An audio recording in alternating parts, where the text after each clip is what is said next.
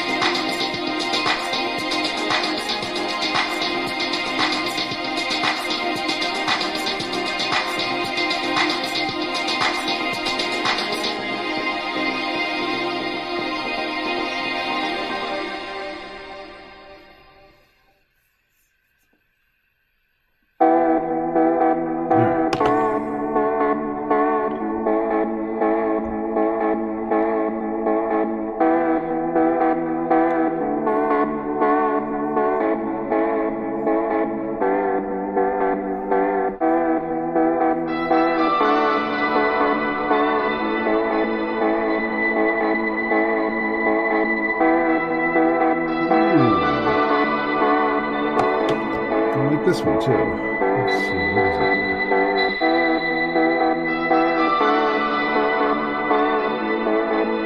Just Dance, ambient, great. All right.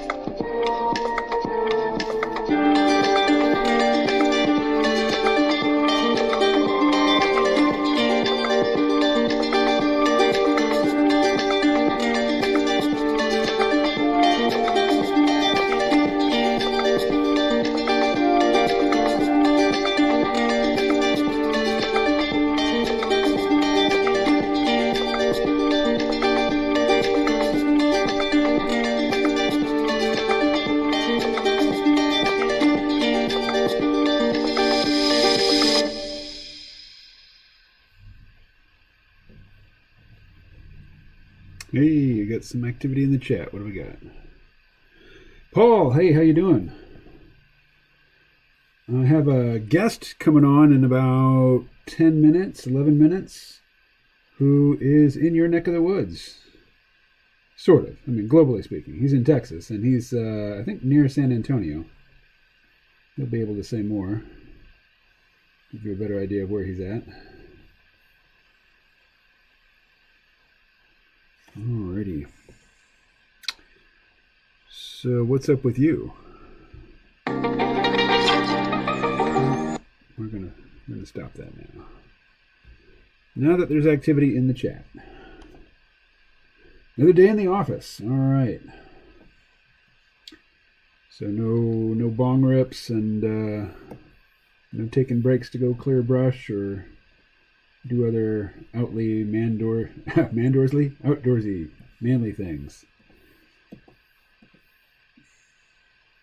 Let's see.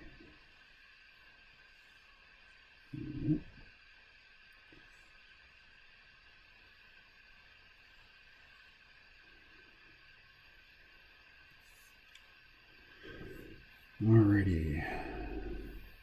Writing documentation about connecting to single-use license. Oh my goodness. Stop now, Paul. I'm getting too excited. Got the burst of blood vessel over here from all the excitement. Documentation about connecting single-use license. Oh my goodness. Oh my goodness. It's like poetry. Poetry. Alrighty.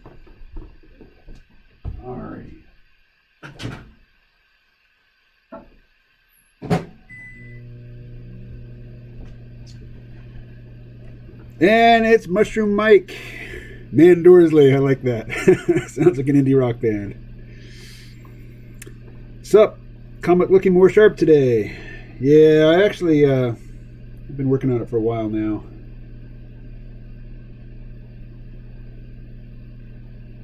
Might have to redo his hair in the fourth panel. It's not supposed to be visibly moving yet, so it needs to match the panels before and after it.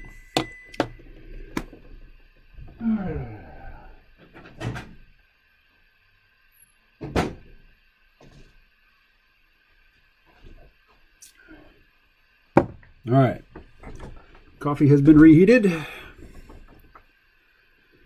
We've got about 8 minutes until Michael Varhola, a scheduled guest, shows up. Alrighty. You know, while I'm thinking about it, I think I will redo Marcus's hair here. Just give him a haircut. Here we go. Character ink. Delete. Delete, delete, delete. What's going on? Is it on the tones layer? Yes, it was on the tones layer. That's what was wrong. Alrighty.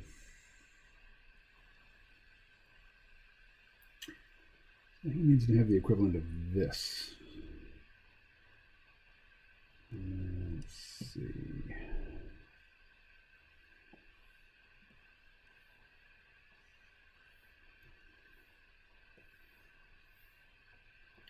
Let's go to the rough layer and yeah, we'll just draw in black on the rough layer. That's his head.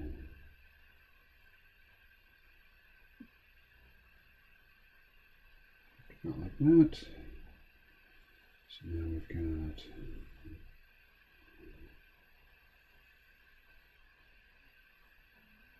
one.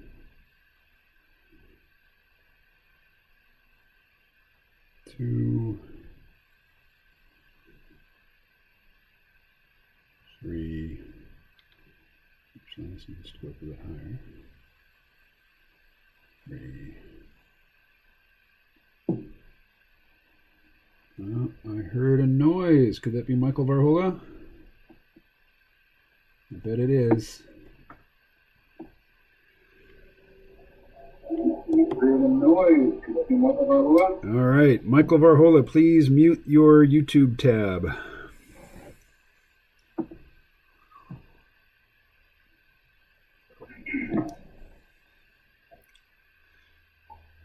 Michael, can you hear me?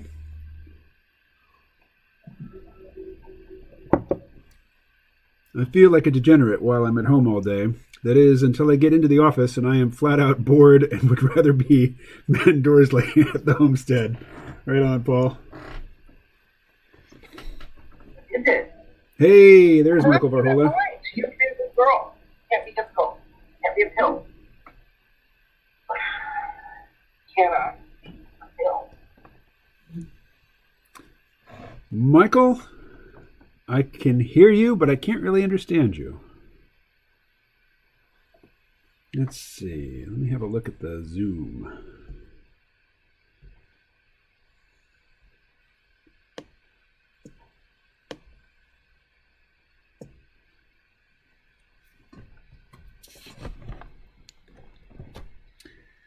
All right, Varho. Hi. I do love you. Very much. Varho, you might need to check your audio input. I think maybe it's not the one you think it is.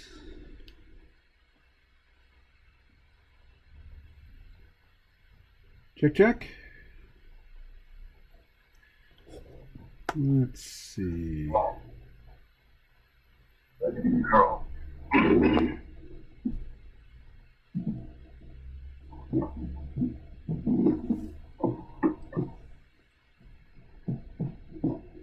Let's see.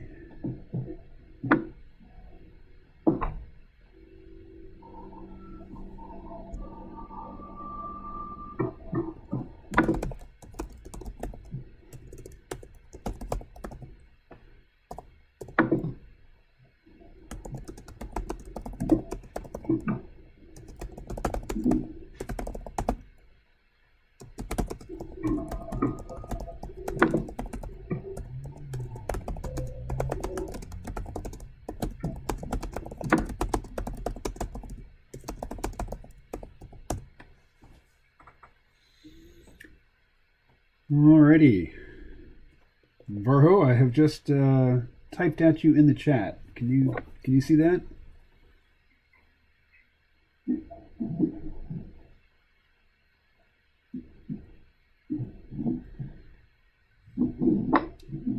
should also see it on screen. Uh-oh. Now we have Michael Varhola is connecting to audio, and we have Varho. Weird. Hey, Camo. Hey, we've got some weird effects going on here. Were you having that before I hopped on? No. Oh. Well, then let me hop off and make sure that I'm not causing it. I'll be right back.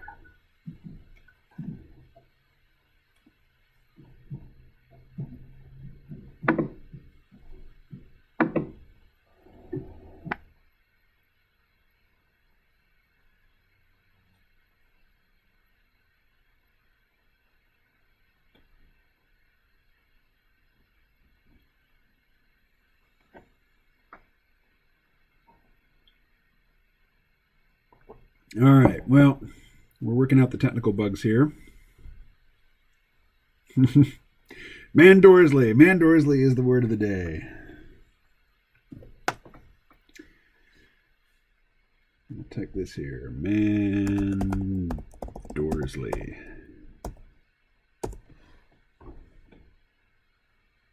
All right. Michael O. Varhola. Check, check, check. Hey, hey, hey. All right. Is That's that better? much better, yes. I don't know what I would have been doing. I was looking at the YouTube channel where you're streaming live on my laptop, but I had it muted, so I'm not sure if I was causing that feedback or not, but apologies if I was. Well, at the time, you were logged in twice. You were logged in once as Michael O. Varhola and once as Varho.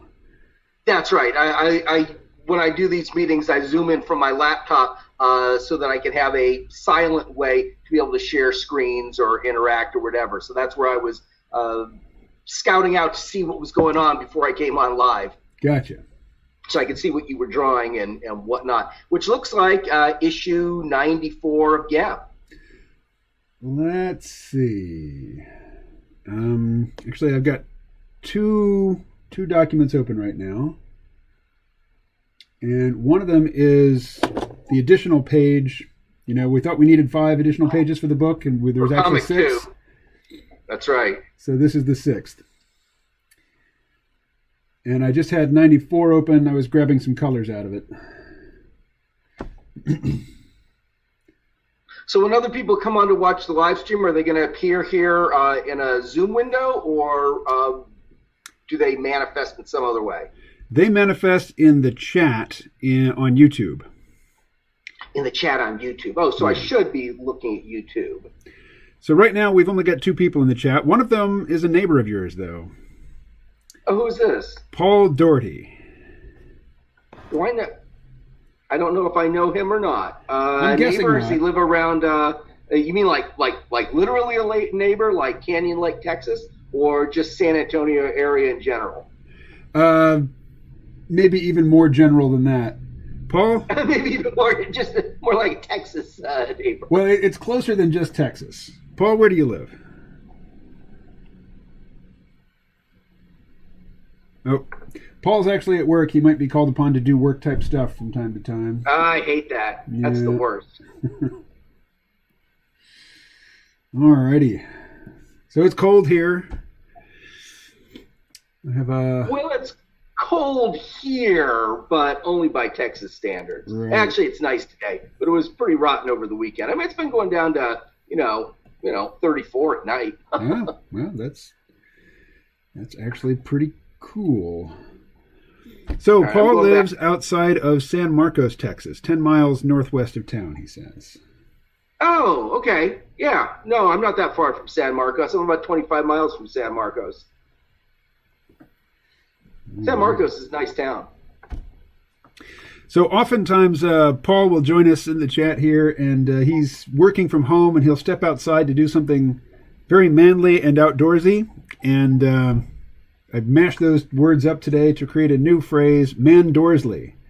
Man-doorsley activities. Does that work? Yes. We're declaring right now that it does. Yes, it works. So that's our word for the day. Well, I'm on YouTube with my laptop. I have my computer muted, and we're not getting any weird feedback, so I'm not being a cause for chaos here. Excellent.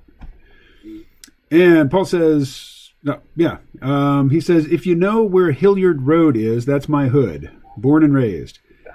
Yeah, no, I'm seeing that right here. Oh, that's cool. Yep. San Marcos is super cool. I think KMO would like it.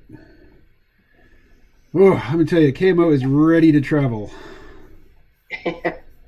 Well, I traveled so much in 2019. It's almost like I was getting ready for this. I was on 7 cruises in 2019, most of which I was contracted as a lecturer for.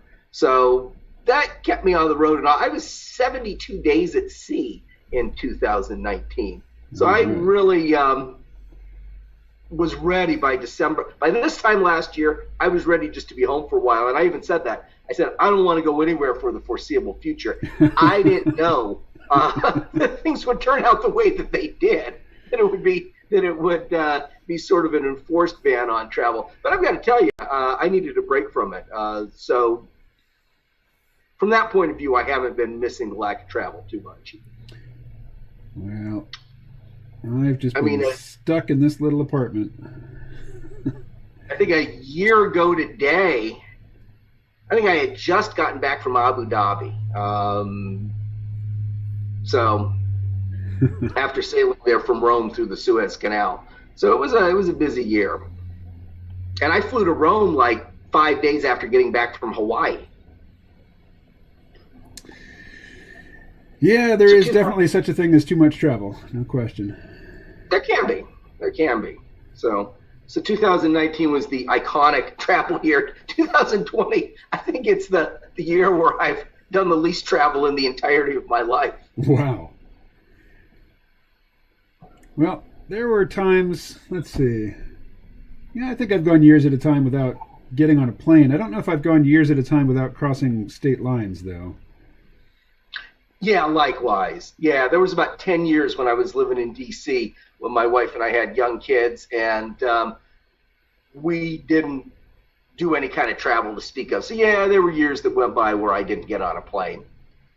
But unfortunately, seeing as in D.C., you generally live in either Maryland or Virginia and then typically work in the other. Just crossing state lines almost every day, a lot of the time. Yeah, well, D.C. is a pretty small place. Well, it doesn't feel small when you've got a 90-minute commute each way. Right. It's small on the map. It's just little tiny. But when you've actually got to get in the car and cross the Potomac on congested arterials every day, it doesn't feel as small. I don't miss living in D.C., I have to say that. I got lost in D.C. in the phone navigation era. Mm-hmm. And D.C.'s got a weird street layout. It does. Yeah, it was because it was designed by French people. Yep, exactly. Exactly. So there's a little bit of malignance in the layout, and it was sort of designed back in the day when the fastest thing that you would be driving would be like a carriage or something. Right. And when you're actually driving a car at normal speeds now, when you get to these roads that go off on, what's the angle for a pentagonal area? 120 degrees or something? I don't know. I wasn't a math major. Yeah. You're the artist. Anyway, it's awful. It's awful going off on these weird angles. It's easy to get lost there. It's not laid out on a normal human grid. No, definitely not a grid. Very easy to get lost. Very easy to stay lost. Like stop, ask for directions, buy a map, look at it, scratch your head. And keep failing to get out of town. Yeah.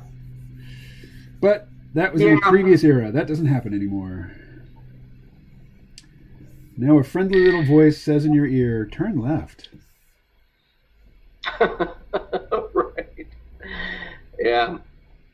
So I'll tell you how bizarre it was once when I was in D.C. Taking the metro was usually the way to do things. But this would have been the early 90s, back when I was working just off of 14th Street, about 3 blocks from the White House. I went into the office on a Sunday, and I parked down on the street below my office, and I would park where I could look down and see the car, because on a Sunday, there weren't a lot of people downtown, so anything could happen. It was always a good idea to keep an eye on the car. And it did get broken into right at that spot once. But I went up to my office, and I was doing layout and design. And layout and design back in those days, because it wasn't done electronically, because I was actually pasting up these big boards for this tabloid-sized newspaper, it was a 24-hour thing. I would get in on a Sunday morning, and then I would work straight through until Monday morning, and then take the publication off to the printer to get printed. So I got in on Sunday, and I parked on the one-way street, which was I Street, and went up to my office. By the time I got back to the car, it was still a one-way street, but they'd swapped it and it was going the other direction. So you were sitting there pointed the wrong direction. It was very surreal, especially after having been up all night working. Yeah, you probably had to question yourself. Wait a second. I questioned D.C. Yeah. It is a strange town. No question. But it was instructive to live and work there for a while. Get some insights into the way things work. I, for the longest time, well, actually just a couple of years, I was living in Tennessee, near Nashville, but I still had a room in a place in Chesapeake City, Maryland, which is on the eastern shore of the Chesapeake Bay. Mm-hmm. Yeah. And I drove, I made the commute about every 6 weeks and it involved driving through DC. So I've spent a lot of time driving through DC without actually stopping or having any reason to be in DC. Right. And no, I don't miss it. I never pine for it.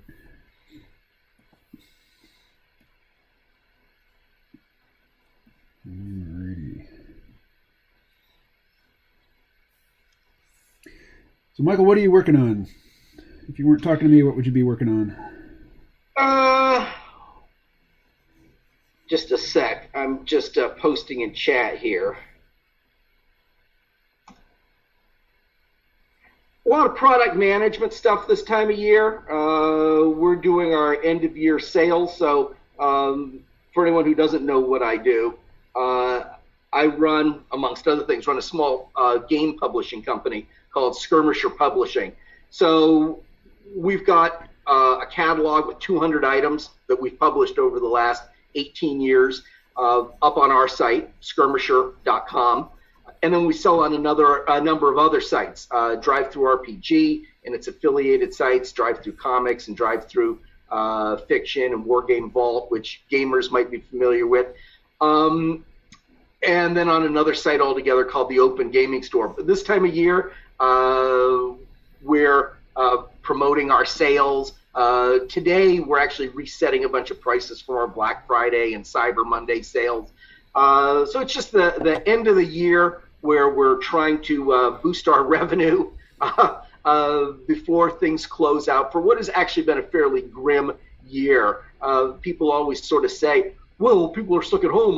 Wouldn't they be buying more games? Well, did you buy more games? People aren't necessarily buying more. Uncertainty doesn't necessarily encourage people to buy more things, whether they're stuck at home or not. Right. So it's been kind of a tough year, and what I'm doing right now is making sure all of our products are up on our catalog, doing promotional mailings, that sort of thing. So it's not the reason I went into game publishing. People go into game publishing because they like developing and publishing games, but I'm the publisher. So right now it's a lot of product management and a lot of sales promotions and that sort of thing. So not an exciting answer, but the thing that I just need to be doing right now. Yeah. Other than that, I do have a creative project I'm trying to tie up. I'm months overdue. I might have mentioned this one to you, KMO.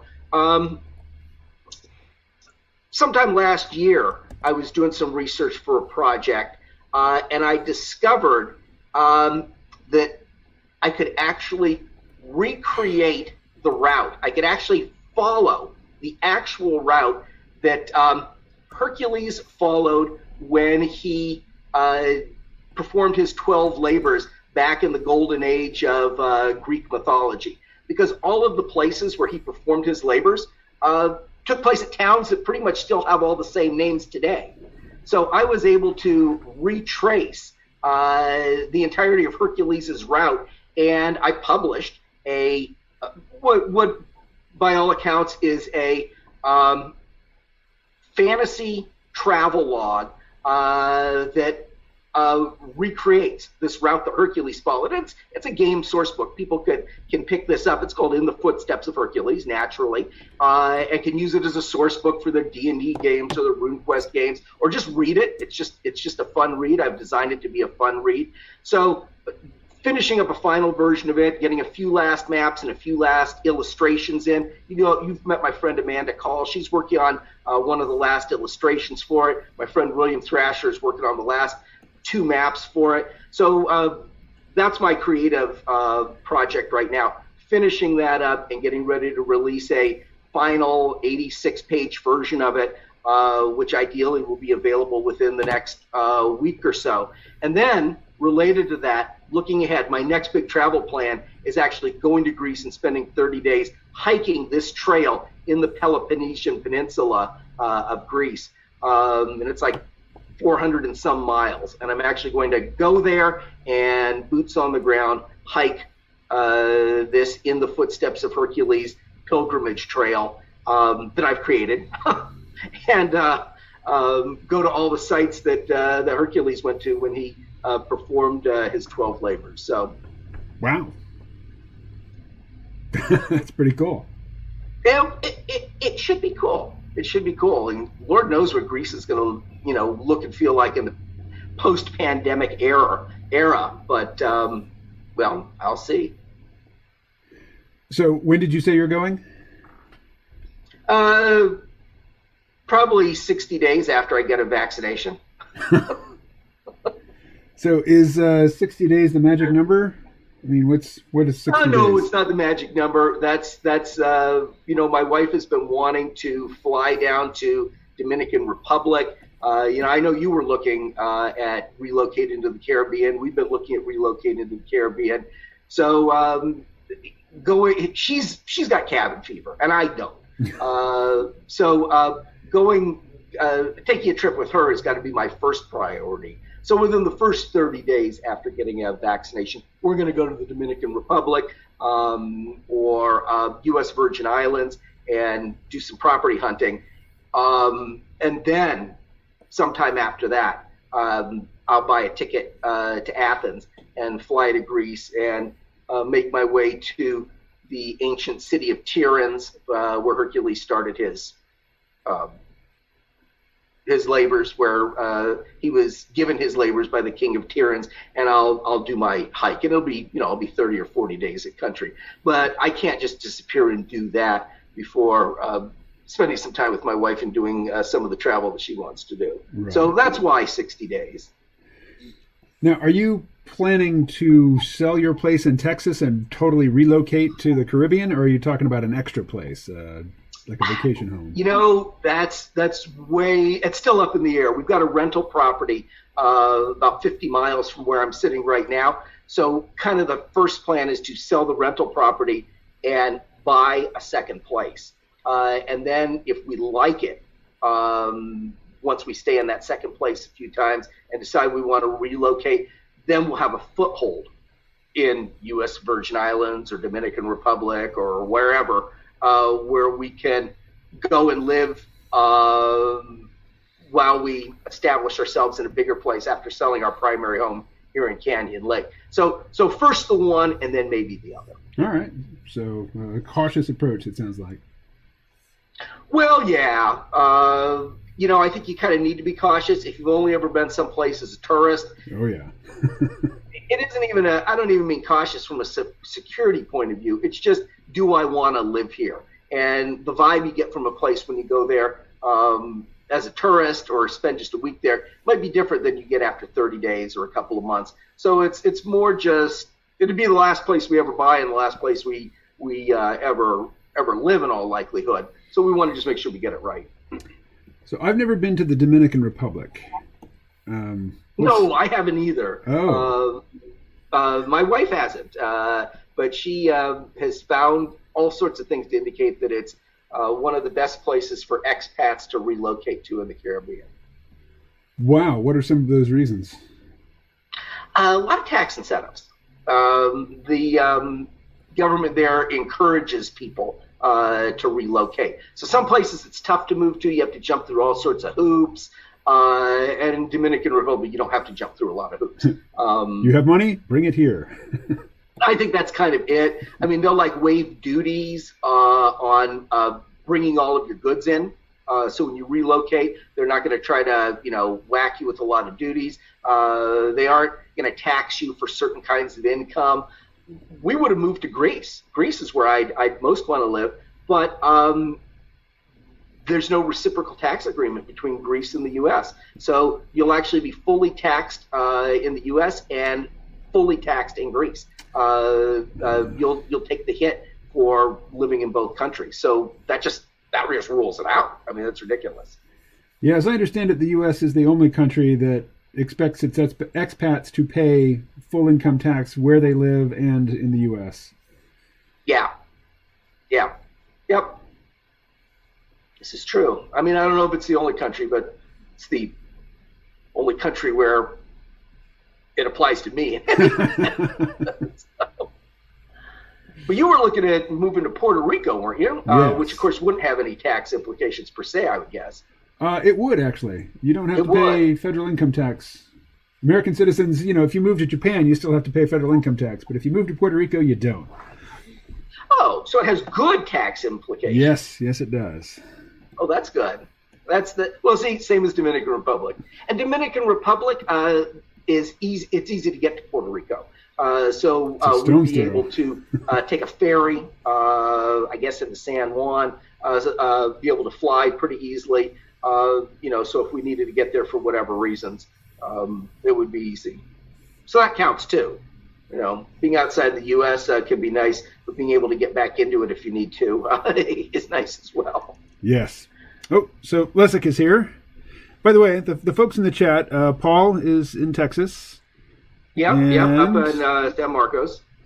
And Michael Godek, Godeck, he's in Mexico. He's in Mexico, but he was born in Brattleboro, Vermont, which is just a half hour south of where I am. Oh, wow. Okay. Yep. And then Leszek, who just chimed in, saying, hey, guys, hungover, but still in a pretty good mood. Hi, Paul. Good to see you, mate. He's in Poland. Okay, see, if you forced me to guess, I would have said Poland. Well, I just gave it away. No forcing. All right. I'm a quarter Polish, by the way. Oh, I did not know that. So, yep, my Polish, I'd say ancestors, but relatives are all Piotrowskis, which I think is a fairly common name in Poland. When I watch like Polish police shows and Polish movies, Piotrowskis turn up an awful lot. Or Piotrowski, I'm sure I'm pronouncing it in a very American and non-Polish way. But in any event, I'm a quarter Polish. And Les says that his name is pronounced Rust Belt in the early 20th century. What's that last part again? I said a lot of Polish immigrants ended up in the Rust Belt. I'm from Erie, Pennsylvania originally. So all these Rust Belt towns like Erie and Cleveland and Detroit, they all had Polish neighborhoods. They all had Slavic neighborhoods and Greek neighborhoods, whatever. But my relatives all lived in the east side of Erie, appropriately enough, in the Polish neighborhoods there. I think there's a lot of Polish neighborhoods in and around Pittsburgh. Oh yeah, absolutely. Yeah. A lot of Eastern Europeans in general. Because remember, Andy Warhol was born Andy Varhola. He's one of my cousins, and he was from the Pittsburgh Varholas, whereas my family was the Erie Varholas. Right on. I didn't know you were related to Andy Warhol. I never dropped that. Well, now you know. Now I know, yeah. So Les says it's your better quarter, I'm sure, unless the other part's Irish/Scottish. Yeah, what am I? I'm a quarter Polish, a quarter Scotch, English, Irish mixed, a quarter German, Hungarian, and a quarter Slovak. Now, I wasn't counting. Was that 4 quarters? It's just 4 quarters. Okay. What's that? Yeah, I was going to say, I wasn't counting as you were listing those off. That was just 4 quarters, KMO. I had my DNA sequenced for Ancestry.com, and my ethnic origins keep switching. They keep changing. Uh-huh. So we'll see what it is today. Let's see. Oh, wrong way. There we go. And so the audio and the video are a bit out of sync. Not sure what you're seeing on screen right now, but shortly you should be seeing my Ancestry DNA map. Oh, pop up here on this screen? On the YouTube. Oh, on the YouTube. Oh, I'll take a look there. Alrighty.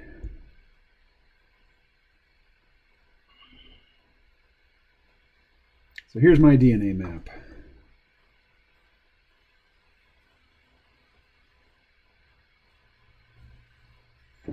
And while we're waiting for it to pop up for everybody else to look at, I'm going to go refill my coffee. Oh yeah, there we have it. I've got mine somewhere.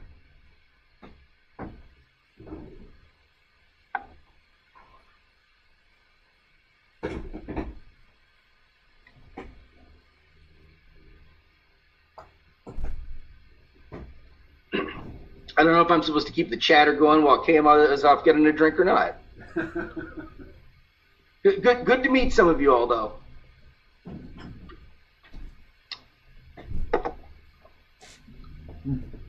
I am not an artist, other than that I'm a writer.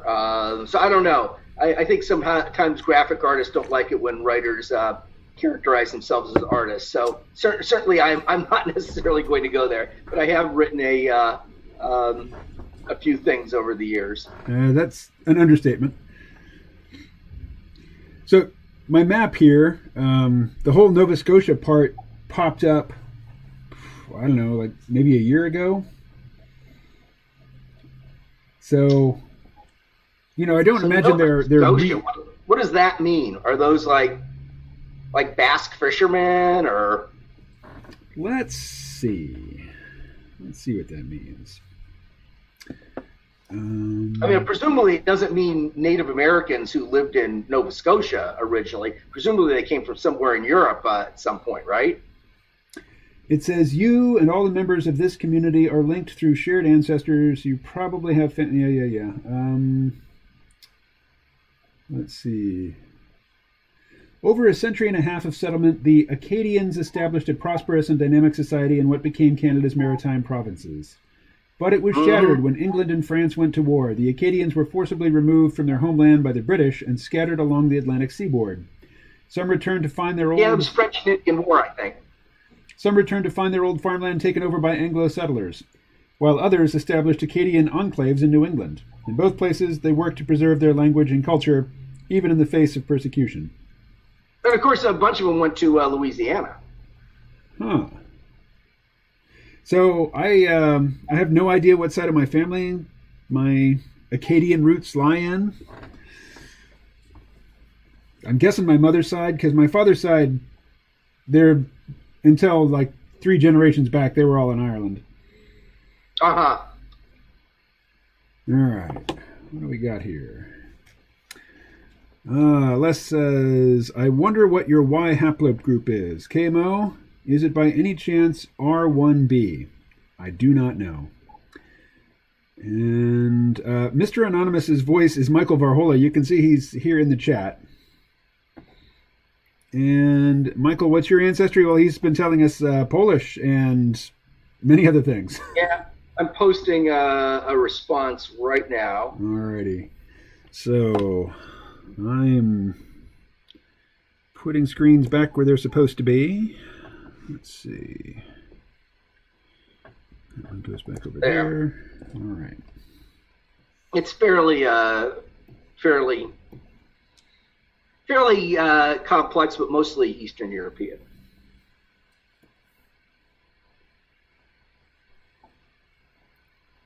Polish, Scots, English, Irish, German, Hungarian, Slovak. That's a fun word, Slovak. Sounds vaguely Klingon. Alrighty. So... Boring. Watching me... What's boring? Oh, watching me make a complex selection here.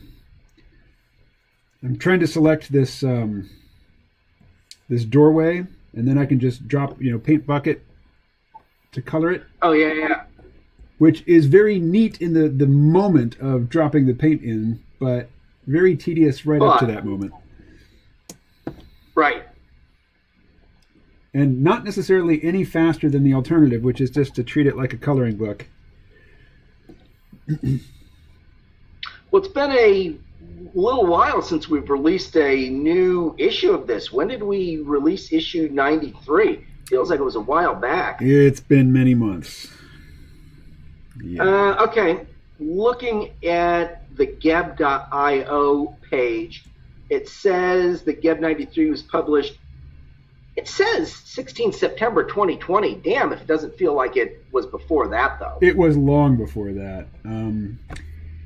There was some website work done, and the last two strips got deleted and then reposted in the wrong order, and I deleted 94 and reposted it. So that's what that date represents. 93. Yeah, 93. Yeah.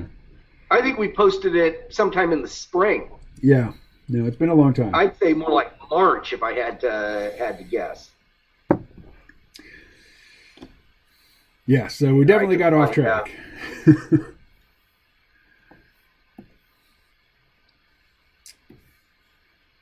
Kevin, he wanted to get the print comic done, and initially he tasked me with creating it, and he wanted me to work with a printer like in his neighborhood in Lancaster. The one that's across the street from their office. Right, and I'm here in Vermont, and he wanted me to coordinate all that instead of writing and drawing new strips.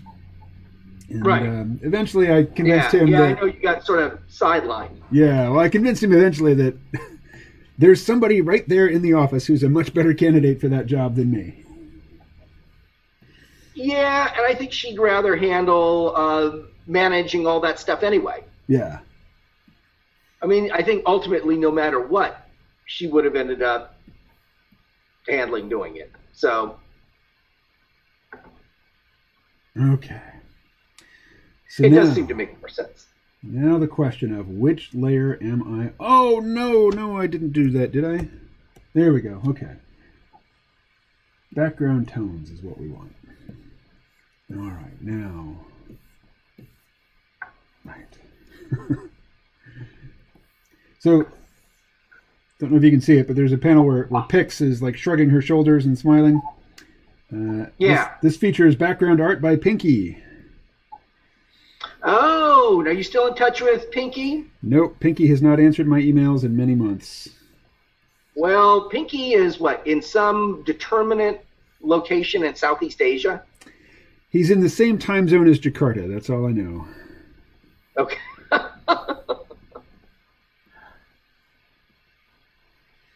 And was doing backgrounds on contract and just sort of interacting with you entirely via email? Was that the deal? Yep. That's exactly it. How did you, I mean, not that it's hard to hook up with sort of anonymous people who are, doing contract work, but how in fact did you meet Pinky and hook up with him or her for these purposes? Not hook up the way the kids meet. Yeah. Through a subreddit called Comic Collabs. Oh, okay. So they were sort of making themselves available for work. Yeah.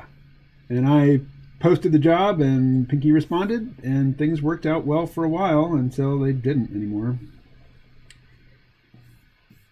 And I have no insight as to what went wrong.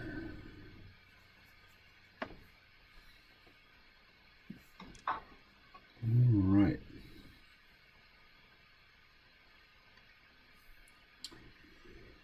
Oh, but I find myself, poorly copying Pinky's interiors.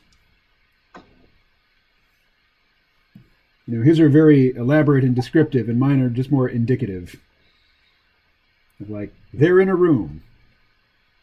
Here, see this line? This is where the floor meets the wall. that defines the room they're in. Whereas Pinky throws in lots of detail. All right. So it's been so long since I drew Marcus with this weird hair. I'm having trouble reproducing the way it looked, at this point in the story. Right. It evolved so much over 10 issues or something. I'm not sure how many, but yeah. And initially, it wasn't on purpose. It was just his original hairstyle was too time-consuming. So I had to simplify it. And in simplifying it, it started to look really weird. And then I decided, well, now the weirdness needs an in-universe explanation.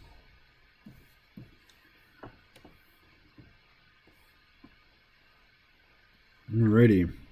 My accent and idioms. What's that? Sorry, I didn't mean to cut you off. I'm bad with crosstalk on these things. Oh, no worries. Just reading your comment. My accent and idioms are more or less those associated with American military subculture, which I grew up in and am still somewhat associated with. Oh, yeah.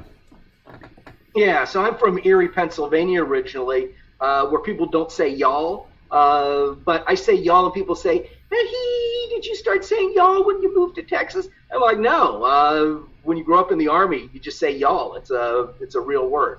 So I've just been saying it my whole life, long before I ever moved to Texas, which would have been about 11 and a half years ago. So, what took you to Texas? My wife and I pretty much just didn't want to live in D.C. anymore.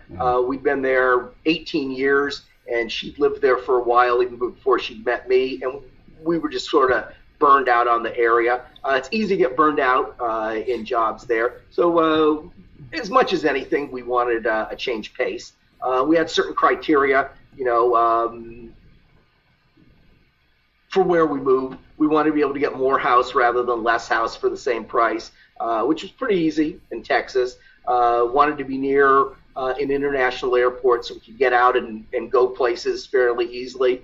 Wanted to be near military bases so that we could. She's retired from the military, so use our military benefits. So San Antonio ended up being a good fit.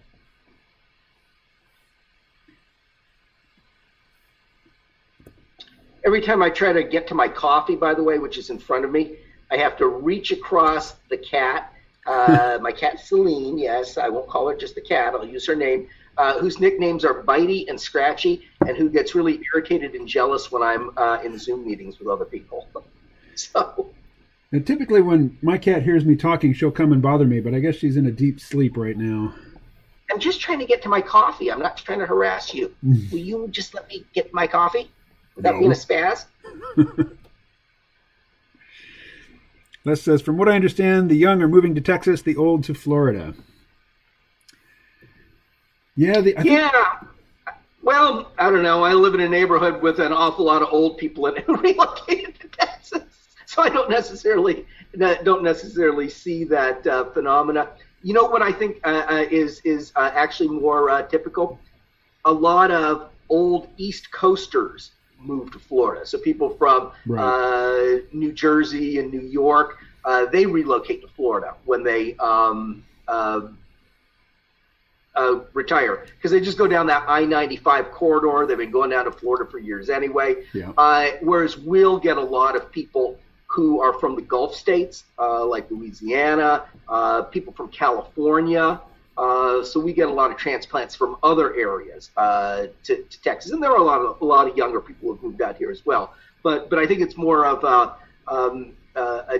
as much a geographical thing as an age thing.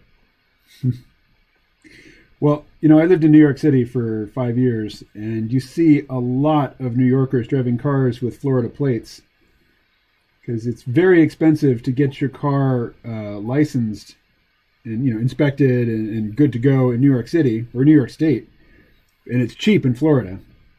And a lot of people have a second place in Florida anyway, so the car officially resides in Florida, although even though most of the year it is in New York City. But you'll see a disproportionate number of Florida license plates in New York City.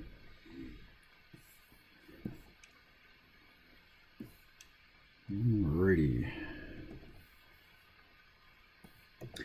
This is the part of the process that I really wish I had, an assistant to hand things off to. Yeah, right. For me, once the characters are penciled in, I want to be done. Well, that is the kind of thing that you could probably outsource to someone like Pinky, right? Yeah, I could. But then I would have to work in advance, because they need time to do their part. I tend to work right up to deadlines. Yeah, no, me too. There's a reason I need deadlines. Yeah. I meet my deadlines, but I don't ever beat them. I'm never ahead of deadline. Let's see. This bit, I would think an AI should be able to handle it pretty soon. Yeah, yeah. I mean, AI could certainly do it now, but there's no financial incentive to get somebody who knows how to train an AI to train them to do this. Skirmisher has an AI that we've trained. It's one of our strategic assets, suffice it to say, and we've used it to some extent on a couple of key projects. So, yep. But it did take training. That is the operative term. It's not something that you get out of the box. It's something that our well, she hates to be called IT person, but our technical person, our CIO. Had to develop and train. So it's a unique thing. There is no generic AI that we could just buy and make do things for us. And if there were, then your stuff would look like everybody else who uses that same tool. Well, exactly. But one of the things we've been able to do is find, say, 200 disparate images that are in the public domain, but which all look very different in their ways, and use the AI to give them all a compatible look, so that you get 200 images from different sources, which then look like they all came from the same source, and that's really invaluable in all sorts of ways. Yeah. So Les says, I've been to Florida, really humid and flat. Yeah, it is both of those. Compared to the rest of compared to the rest of the Caribbean, the beaches suck. I want to see KMO making video on Puerto Rican beaches soon. Yeah, I have to run out onto the beach, do my beach thing, and then dash back into the shade pretty quickly. Yeah, right. That's true. My wife and I spent a week at a rental place on the beach in St. Martin several years back, and that was kind of cool. Where is St. Martin? What's that? Where is St. Martin? About the middle of the Caribbean. If you're taking southbound cruises out of, say, Puerto Rico, it's generally the first port that you stop at. So if you're going out of Fort Lauderdale or Puerto Rico, usually St. Martin is the first place that you stop at. But it's neat. It's interesting. It's the smallest maritime island in the world controlled by two nations. So it's sovereign territory of France on the southern side and of the Netherlands on the northern side. So it's controlled by France and the Netherlands. But it's really cool. The cruise ships always go into the Dutch side. But if you go around to the French side, there's a little town there that looks like a town from the south of France. The capital of the French Saint Martin is just like a little French Riviera town, and it's just kind of a treat. It doesn't even feel like the Caribbean. It really just feels like something out of France. So it's fun. Oh, I see. And I've probably been there 10 times because it's such a common cruise port location. So it's at the very top of this chain of islands where Grenada is the last one before you hit, looks like the Venezuelan mainland. Mm-hmm. All right. But you're thinking about relocating to the U.S. Virgin Islands. Yeah, or Dominican Republic, one of those. We've looked at other places too. We've looked at a place called Bocas del Torres, which I think is part of, what the hell? It all runs together. My wife keeps track of it. But yeah, we've looked at a number of different places. But yeah, USVI has a lot going for it. Dominican Republic has a lot going for it. And then, of course, you see, Puerto Rico's right there in the middle. So it's easy to get to Puerto Rico from either of them. No, if you're in the USVI, you don't need to get to Puerto Rico because you're already in U.S. territory. And then I think, see that peninsula up in the right corner of Dominican Republic. I think that's the area we'd be looking at relocating to. So over to the left in Dominican Republic. I think it's at the Samana Peninsula. Anyway, that's the area. That's it. Yeah. So here, let me put Puerto Rico back in the center of the screen here. Yeah, I think that's the area where we've got your cursor that we'd be looking at. But, it's all still up in the air at this point. So let me know when Puerto Rico's back on the screen for you. Yeah, I can see Puerto Rico in the middle. Okay, well, eventually it'll be front and center. So when I was there, I rented a car in San Juan at the airport and drove south down to Guayama here. And it is a shockingly short drive from the north shore to the south shore of the island. Like less than an hour. And then I look at the size of U.S. Virgin Islands over here. It's tiny. Yeah, I think I'd get kind of stir crazy. Well, you know what? I've got a response to that. I hear that. People say that. And you always hear that about Hawaii. It's like, oh, I couldn't live on Oahu. I'd get cabin fever. Well, the fact of the matter is most people don't go anywhere anyway. They get up, they commute to their job, they come home. Even if they're going 50 miles to their job, they're not actually seeing anything or doing anything on the way. So it's a completely psychological thing. If you're living on a continental mass and you never go anywhere and you never do anything, you don't get cabin fever. If you're living on an island and you're going just as many places or not going just as many places, you somehow get cabin fever, I don't buy it. And I've been stuck in the house for 10 months now and I don't have cabin fever. So I don't know. I think it's just how people are wired. I don't worry about cabin fever because I've always got something to keep me busy. So, but I don't buy it. I think it is completely psychological because it really is true. No matter how big the landmass you live on, most people really aren't going anywhere doing anything day to day, week to week, month to month. So the idea that you would get cabin fever because you're living on an island that's only 26 miles long, I think it's kind of a farce. Yeah, I mean, you'll be sitting staring at a computer no matter where you are, so. There you have it. Yeah. Yeah, my butt's going to hurt from how much I have to sit in the course of the work I do, no matter where I am. So do you see what's on screen now, this give yourself 1 point for each thing you haven't done? Yeah, you posted that the other day. You got like 3 points or something. Yes. So I've never set foot on a cruise ship. So that was one of my 3 points. Yeah, I remember that. I know. I made a note of that. Let's see. The other two were skydiving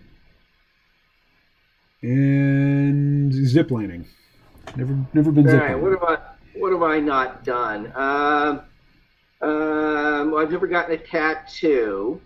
I mean, just because I've done some of these things doesn't mean they were a good idea. Yeah. Well, getting arrested.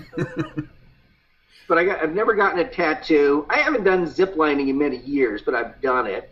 I guess I've been on TV, like in local interviews. Never gotten a piercing. Well, I've never smoked cigarettes, but I have smoked other things. I think that comes under number 4. Yeah, I guess it's just the piercing and the tattoo. So that gives me a 2, right? All right. A good or bad? It depends. Right. Alrighty. Back to work. Too easy to get sidetracked. Focus, damn it. Get that comic done.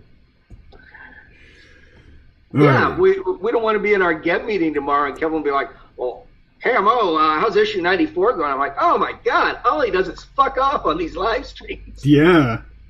All right. Back to it. Focus. Yes.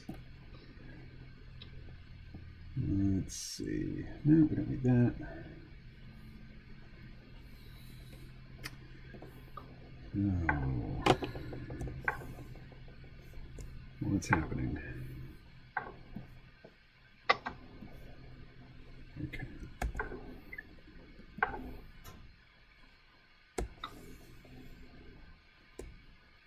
Yeah.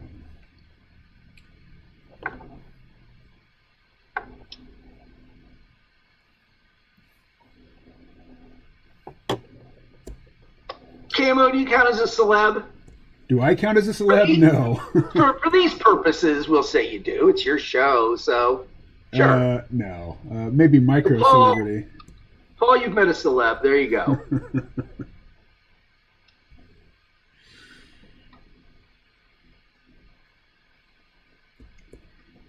No. So, who did you say, or who are you thinking of when you checked off the box, the mental box, met a celeb? Oh, I don't know. I've met a few over the years.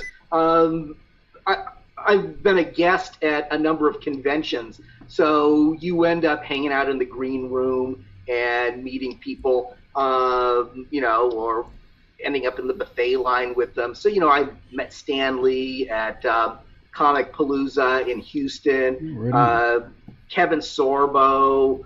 I shook hands with Bill Clinton once. So, over the years, I've just met any number of people.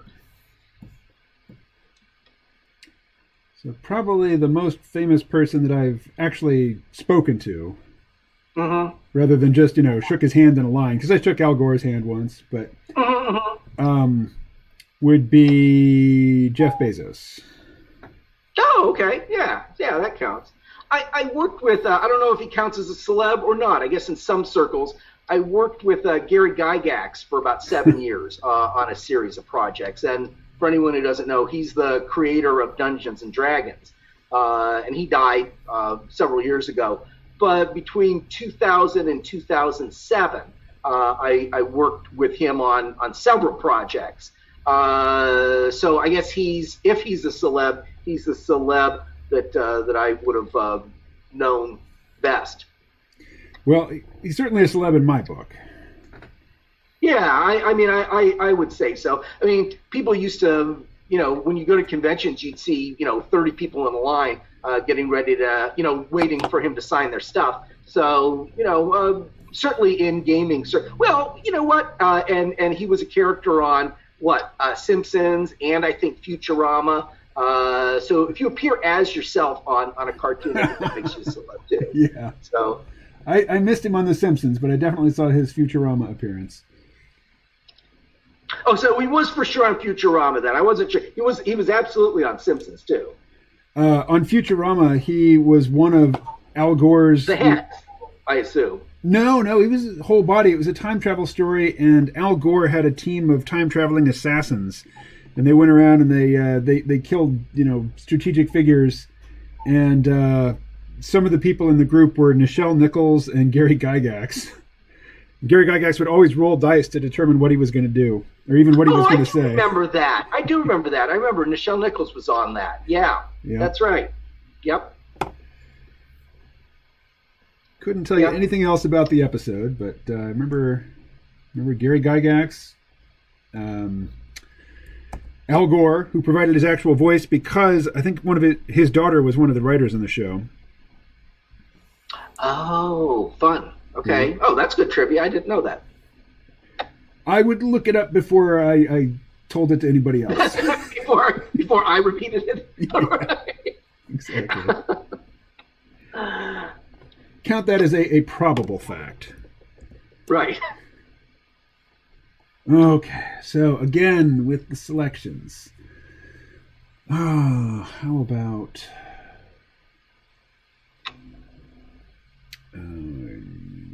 subtracting? So we do that. Yes, okay. It is important to talk to oneself and to narrate the actions. Again, we are subtracting.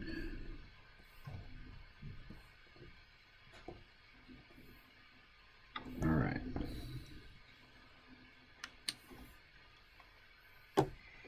So I tell you, the secret to making things look really professional is gradients. Gradients. So let's see, like that.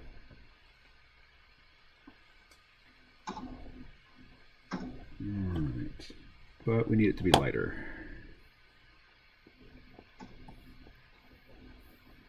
Maybe more like that. All right.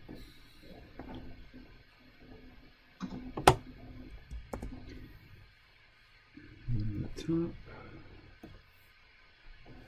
So, Michael, have you been watching The Mandalorian?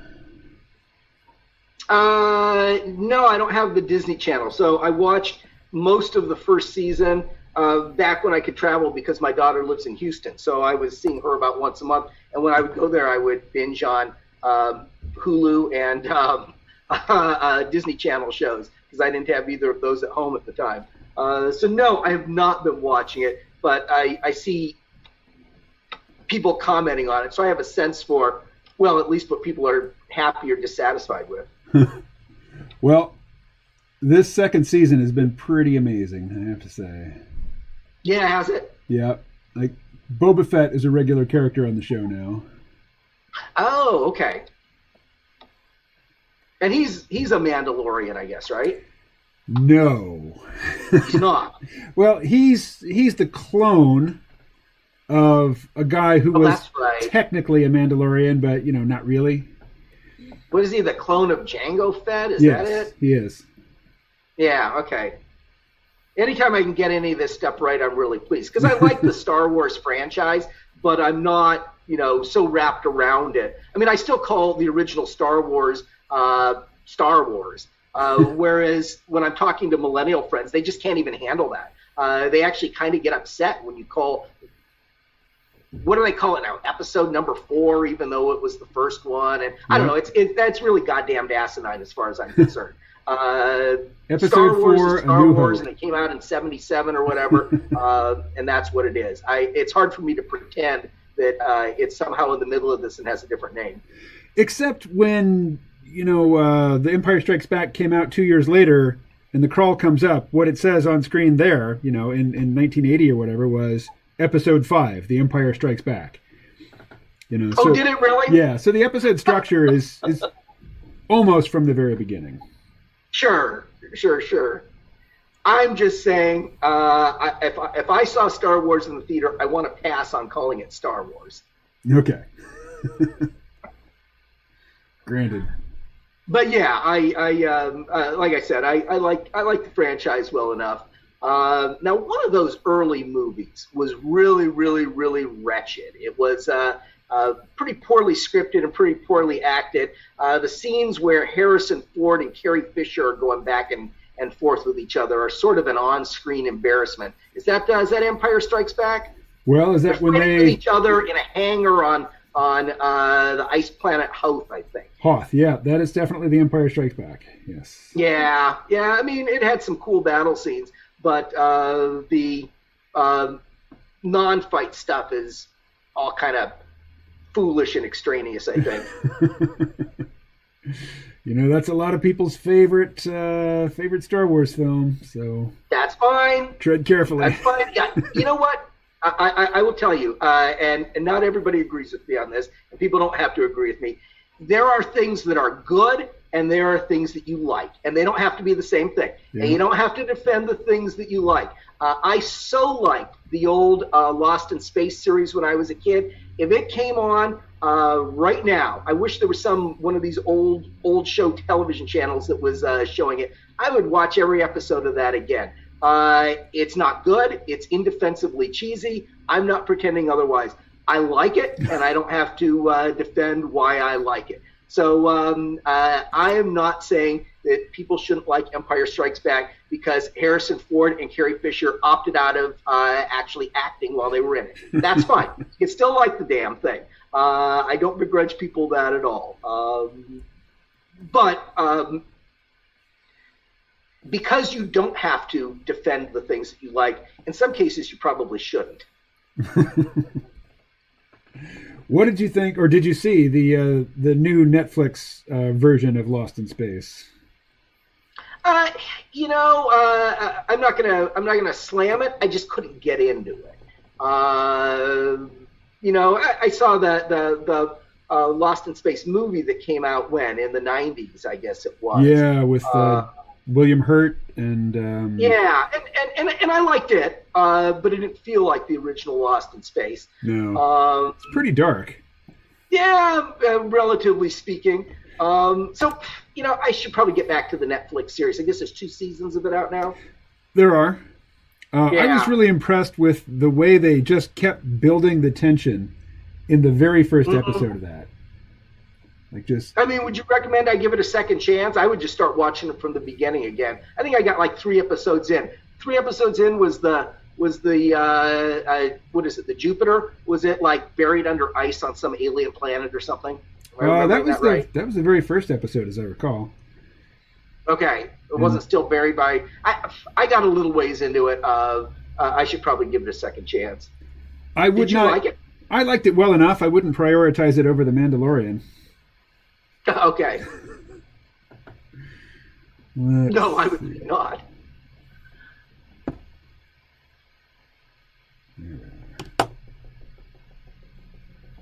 I end up watching a lot of foreign series, which I enjoy for a number of reasons. But they're kind, because they're indicative of a lot of things. But they're kind of hit or miss. One Spanish series is not necessarily going to be as good as the next Spanish series. So Netflix, they do a lot of original programming that's made in other countries. I've seen a couple different good sci-fi series set in Brazil. They're in Portuguese. Although I've gotten lazy, and I'm with almost all foreign language media now, I'm just listening to an English dub these days. Oh no, and for me it isn't even really lazy. It's that I'm just a lot of times I'll have something just sort of streaming in the background while I'm working on stuff. So if I'm editing or writing, I can only listen to music. I can't actually watch something. But if I'm doing something that's kind of mindless, like product management, updating product listings, or that sort of thing, then I'll put on movies. And it's usually either horror movies or slasher movies or foreign films. But they've got to have English dubbing because I can't keep track of subtitles while I'm working on something. Yeah, exactly. I mean, if you glance away for a second, suddenly you're lost. There's a lot of good Asian stuff that I just don't watch. I can tell it's good, and I just can't be bothered with it because it isn't translated. So, but a lot of Spanish stuff is, a lot of Polish stuff is, a lot of Turkish stuff is. So I just actually finished watching a really good Turkish series. I don't know that it would be everybody's cup of tea, but it's kind of nice, that we live in an era. All the downsides of our era aside, we really do have access to more stuff like that than we ever did before. Yep. Good stuff. So speaking of Asian media, I guess the darling from last year, which was, decidedly good film, Parasite. Did you see that? No, I have never yet seen Parasite. Who's streaming it? Is it on Netflix or Prime? I don't know. It was the last film I saw in the theater, actually. Oh, okay. I saw it here in Bellows Falls at the Opera House Movie Theater. Now, is it dubbed or subtitled? It was. I saw it subtitled, but I saw it at the theater, so that's fine. I'm not doing anything else at the theater. You're not doing anything else at the theater, right? But I imagine you could get it dubbed. Yeah, but that's on the list. How about Train to Busan? Have you seen that? That's one of the ones that I tried to watch, but it was just subtitled, and I just had to say, I'll have to just watch that some other time. So. Yeah, that's one where you don't really want to look away from the screen anyway. I mean, it's a very hyperkinetic film, action right? flick. More or less. What is it? Zombie film? Yeah, it is a zombie film. Straight up. Yeah. Uncomplicated. Zombie apocalypse. Let's see. And it's, it mostly takes place on a train. Train swarming with zombies. Speaking of trains, Bong Joon-ho, who wrote and directed Parasite, he also did Snowpiercer. Well, I was just about, when you were talking about trains, I was just about to mention Snowpiercer. And I actually liked that Snowpiercer series. I thought they did some really interesting things. And anything that explores the idea of a microcosm. Yeah. And once you reduce something to the size of a ship or a train or a spacecraft or whatever, you really do have to. You get the benefits and the challenges of working within the microcosm, and I think they did some really interesting things with that. Now they did. What can you do within the context of a train car? And really, every train car is its own microcosm in that as well. So I think they did some interesting things with that and did a pretty good job with it. I as much liked it because of the character of Snowpiercer. The train is really the most interesting character. The train's much more interesting than any of the other characters that are on the train. Let me think about that. I mean, the train certainly is interesting. I really liked the fact that there was no Mr. Wilford, at least for a good portion of the first season. Yeah. And it was... Yeah, it's a good reveal. Spoiler alert! Yeah, spoilers, everybody. But the, what's her name? Connolly. Jennifer Connolly, the actress? Yeah. Yeah. She was, the real power behind the throne. And frankly, as far as she's an actress that I've never particularly liked, because she's really just plays the same character all the time, which is to say kind of an entitled bitch. And she really does a much better job in Snowpiercer than in anything I'd ever seen her in. It in my mind, is probably her best acting role ever. Yeah. Yeah, well, she really breaks out and does some interesting things. She's a very complicated, multifaceted, interesting character in that, where she generally is not. And it could be that, in the past she's just, not had roles that gave her much to work with. That's right. That's right. Yeah, she might have had more creative control here, or accepted the script because it was interesting. But I was impressed with her, and I think she did a great job with it. Let's see. So I'm not sure if there's been one season or two. What? Yeah. Now I'm trying to remember too. Weren't there two seasons, or was it just the one season? See, and they'll do a season with a break sometimes. So it might have been one season with a break. It was either one season with a break or two seasons. But I'll be glad when it comes back for sure. Yeah. Yeah, and what was it, TNT? Yeah, I think so. I just bought it on Amazon. I mean, I watched a free preview of the first episode. I thought, oh, this is pretty good. And that's what I do these days. I mean, I'll just buy a series. Yeah. I'm not going to bother with streaming services for the most part. I don't buy too many. One I bought on Amazon several years ago, and once in a while I'll go in and watch it. And once again, this falls into the category of things I like, but I'm not going to try to defend on a qualitative basis. The old Logan's Run series. The series inspired by the movie that came out in the late 70s, and which, when I was a kid, was one of my favorite TV shows. I think it was only 1.5 seasons, but I actually wrote a physical letter to the network to complain that they pulled it off the air when I was like 12.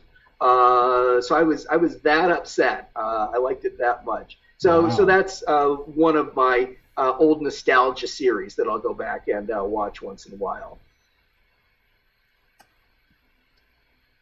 Oh, okay, what have I done? Character tones. All right. One of the silly things about the old Logan's Run series was, I think, as far as I could tell, their guns are voice activated, and they can't actually shoot their gun unless they yell "runner." If they don't yell the word "runner," the gun won't fire. Because I don't think they ever fire the damn thing without yelling the word "runner" before they fire it. So I was watching somebody's YouTube video about Logan's Run, the original novels. And there are 3 novels. Yeah. And the first one has got some interesting stuff in it. but it's not great by any stretch.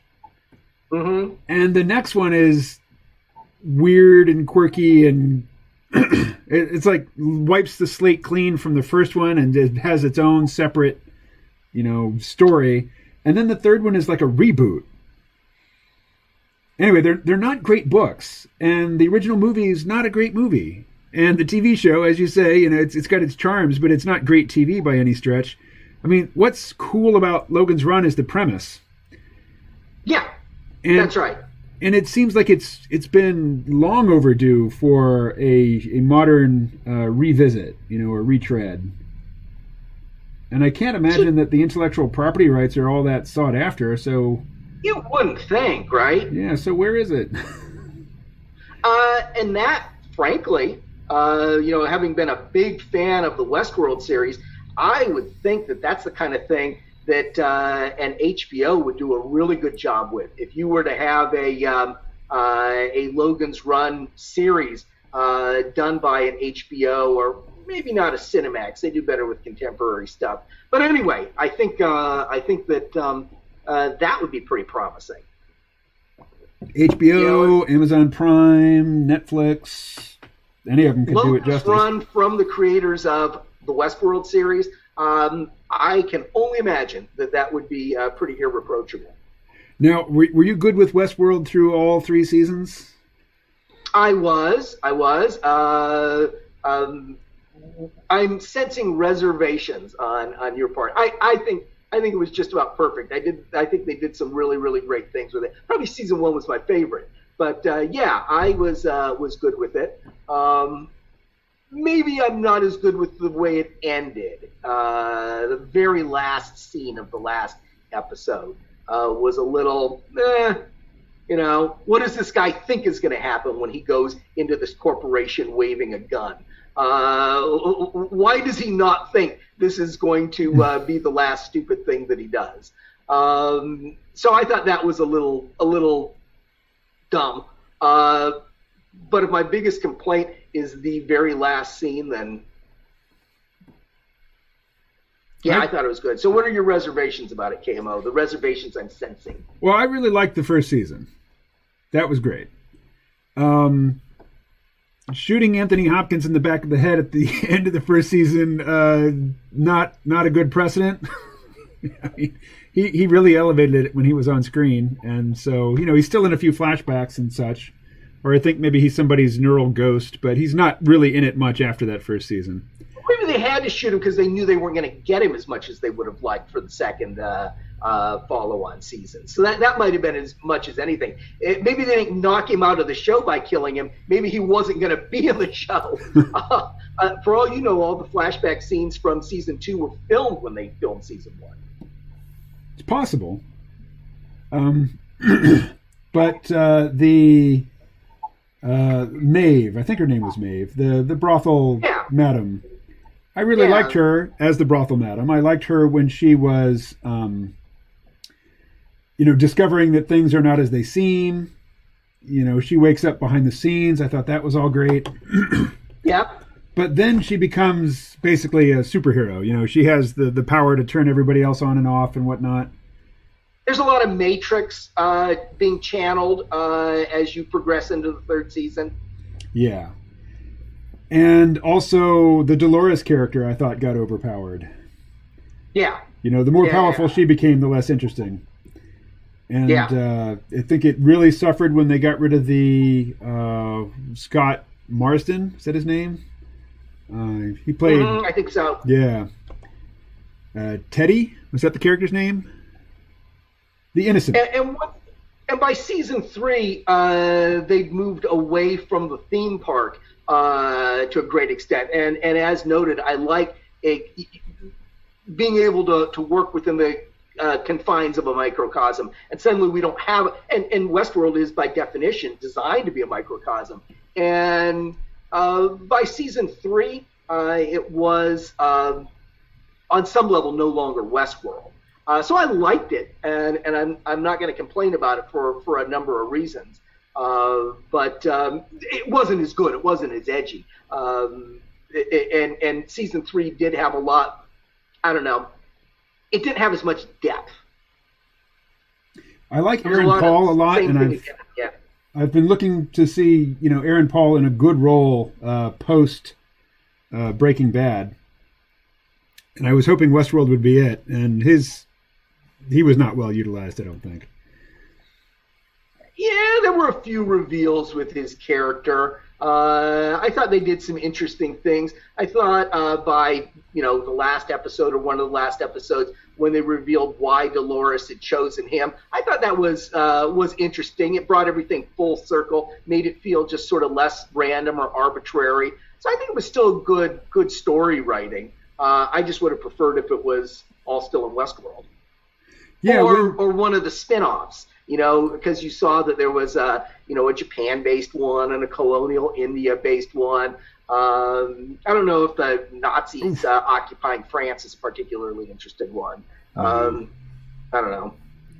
No, I think Hollywood, and particularly woke Hollywood, just needs to take a nice long break from anything having to do with Nazis.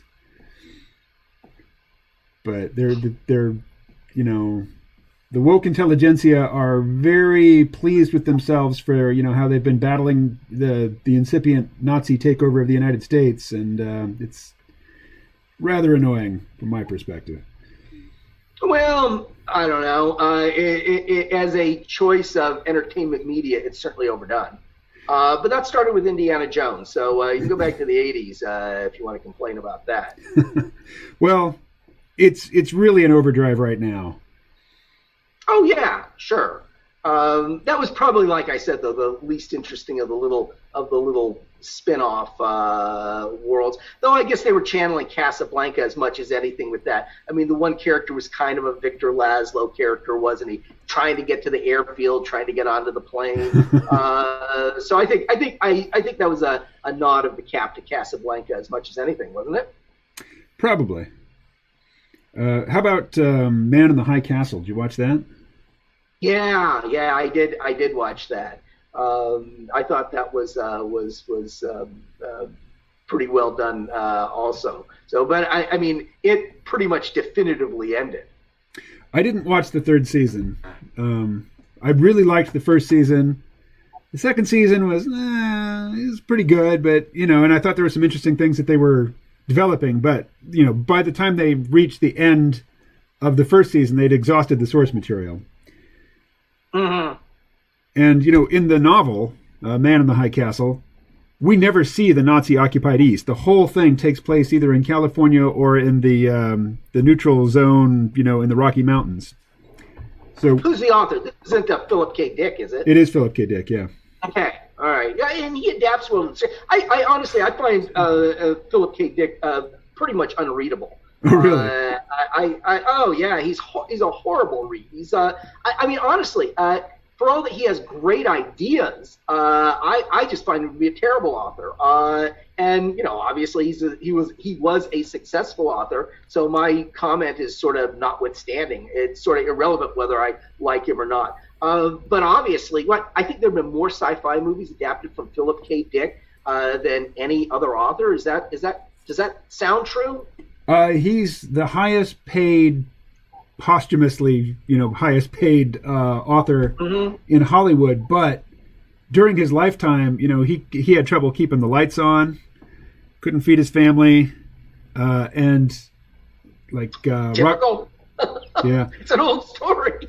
Robert Heinlein loaned him money on many of occasions, and loan in quotation marks. I'm sure none of it ever came back. Sure, but he got into this pattern where he was working in a record store during the daytime, and he was taking amphetamines in L.A. I assume. Yeah, I assume he was in L.A. Right? Orange County, I think, is where he was. Okay, yeah. but out in that area, because that informs a lot of his work. And so he was working in the record store during the day, taking amphetamines to stay up all night to write, destroying his health in the process, physical and mental health. And he was doing this because there was this editor who would pay him in advance for novels, and by the time the novel was written, the advance was gone, and he needed another one. And so he just got into this cycle where he's always writing to pay off the advance that he's already gotten and probably already spent. And so he wrote the same story over and over and over again. with slight variations. Right. And the story is a guy who is basically just Philip K. Dick with a weird name. And, by the time he got toward the end of his writing career, he wrote a book. It's a trilogy. It became a trilogy after the fact, but it's the Velas trilogy, and it's the Transmigration of Timothy Archer, Velas, and the Divine Invasion. And in Velas, he's poking fun at how formulaic his writing had become. Like the Philip K. Dick character in that book is called Horse Lover Fat, like an absolutely ridiculous name.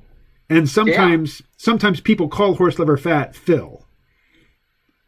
So it's clearly he's just saying, look, this is me in the story. This is me, Philip K. Dick.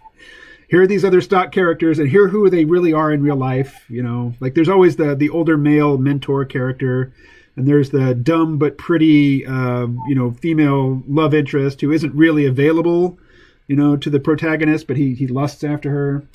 I mean, you just get these stock characters over and over again, and that's because he was just sitting at the keyboard, wired on speed, just typing out that next story because he needed the money, he needed the advance on the next book. Yeah, and he never experienced commercial success or critical success. He was considered just a pulp sci-fi throwaway writer, but during his lifetime he went to a science fiction convention in France. And in Europe, he was considered a real deal intellectual author. And so he got to step into this alternative reality for like a week where he's a real, he's somebody. Right. And then he came back to the U.S. where he's nobody. And I think he got to see a rough edit of Blade Runner before he died. Oh, good. Yeah. Okay. So he died in like what, 84-ish? 83? 81, I think. Alexa, when did Philip K. Dick die? Philip K. Dick died on March 2nd, 1982 at the age of 53 due to heart failure. Damn. Wow. As someone who's 54, 53 sounds awfully young.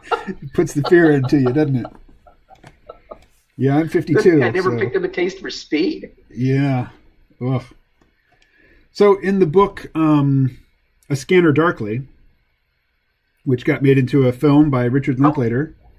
Kind of a half-animated film, right? It's rotoscoped, yeah. It's like they shot it on video, and they used that as the basis for tracing over. He had done a previous film in that style called Waking Life, about a guy who's caught in a lucid dream and can't wake up, and finally decides that he's dead.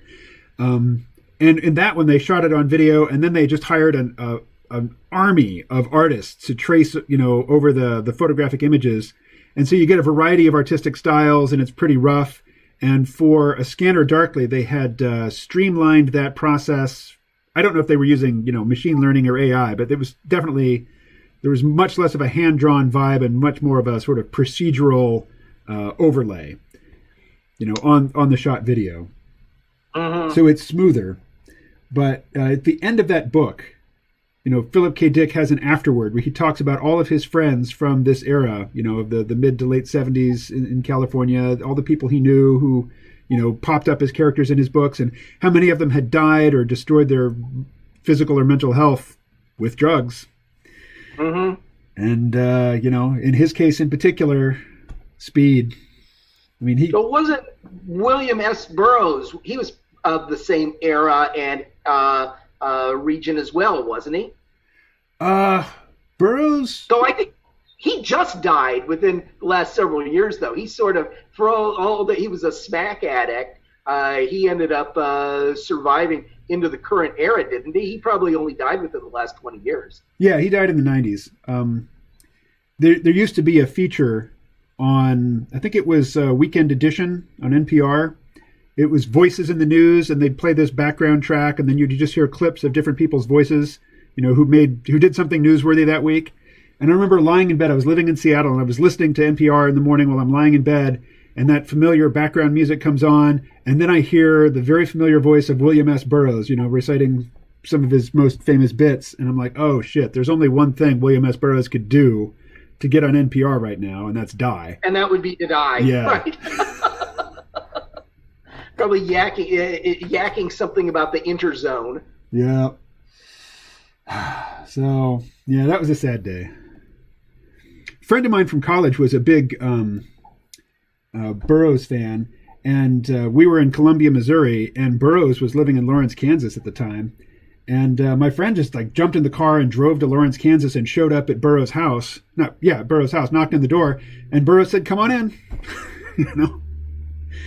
And he got to have a nice, just an unannounced visit, and was welcomed and got to. That's kind of cool. Yeah.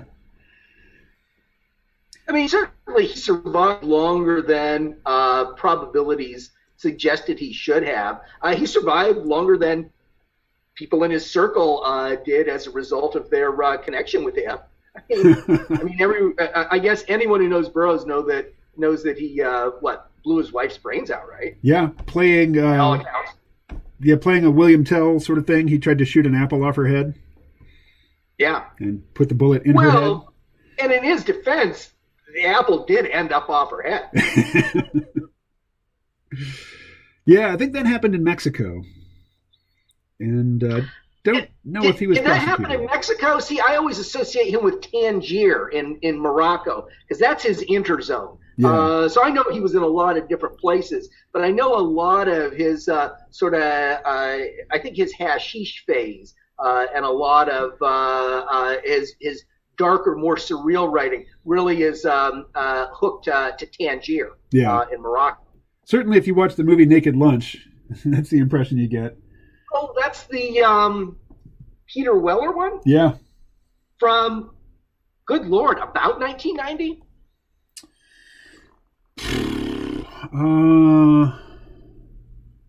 That sounds about right. Ish, yeah. Yeah. I think I saw that when it came out. Yeah, I did too. I saw it in the theater, for sure. But it doesn't really tell you as much about Burroughs as you would think. I mean, it feels more like a sci-fi movie than something that's fueled by the hallucinations of an actual real person. Yeah. Well, it's sort of just a mashup. I mean, the novel Naked Lunch doesn't really read as a novel. It doesn't hold together as a novel. In fact, Burroughs didn't number the pages, and his friends just found the pages, scattered around his apartment, and they just sort of bound them together. Yeah, they gathered them up and put them together in what seemed like, the best arrangement. And but Keith Richards, also a lifelong heroin addict, still going strong at an old age. I think people who don't do a lot of different drugs, but who mainly just stick to heroin, provided they have a regular supply and it's always the same strength, it doesn't really seem to affect their health or longevity. That's interesting. I mean, I'm not going to give this a try to see if your premise is correct. If I've made it this far without doing heroin, I think I'm going to just keep going the way that I am. Apropos of the chat here, I've probably you hear that people's drinking is up some percentage during the pandemic. Mine was always pretty solid anyway, and it's probably up a little bit. So my go-tos are wine most of the time. I'll do a martini, dirty vodka martini, probably twice a week. And if I manage to get sake on one of my forays out from the house, I like to have that. So that's pretty much it. Wine, vodka martinis, and sake are my go-tos. Red wine. It's cheap beer for me. Sometimes I'll be in a beer mood. I like having beer in the house, and I'll drink other things as well. But day to day, and I'm usually drinking. I'm usually having my last drink when my wife's having her first cup of coffee, because I work overnight. Yeah. So I usually am turning in. Usually having my martini at about 5 a.m. And then I'm hustling to get to bed before the sun comes up. So that's sort of my routine. I had my vodka martini at 5 a.m. this morning, as a matter of fact. So yes, I've been ignoring the chat. Not deliberately ignoring. There hasn't been a whole lot. Yeah. Let's see. Lezik had to bail. He said he has to go to the store. For more beer, probably, or more booze. Paul, it's beer, sometimes wine. Too cheap for whiskey. I'm too aggressive when I drink my national invention, vodka. I hate to leave a Philip K. Dick conversation, he says, but I got to go to the store. Yep. Yeah. Oh, have you ever had that Polish green bison grass vodka, Camo? I have not. Oh, okay. Well, that's worth trying sometime. If Lezik hops back on, I'd be interested to hear he thinks that a very characteristic Polish vodka. Yeah. No, my drinking habits are very pedestrian, working class Americana. Just inexpensive beer in large cans. I usually buy 2 of the 24-ounce cans, and I don't buy any more than I'm going to drink in a night. So I usually have no. Oh, see, my OCD is such that I like to keep the house well stocked. When I lived in Paris, I used to have to go out every day to buy things. But now that I live like out in the country and have multiple freezers and refrigerators and big pantry, I've got 150 bottles of wine in the house. Wow. So if everything just goes to shit, I'm good for a little while. At least you won't die sober. At least I won't have to die sober. Yeah. I won't have to suffer the indignity of that. All right, I will be right back. I need to go warm up a cup of coffee here because I have a cat guarding my coffee warmer. Yeah, hello. Hello. Careful. You up and down? Right. Good girl.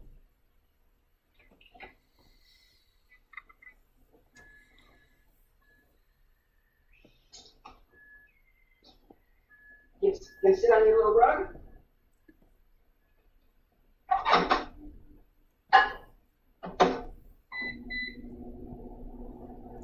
Microwaving the coffee. I know that trick.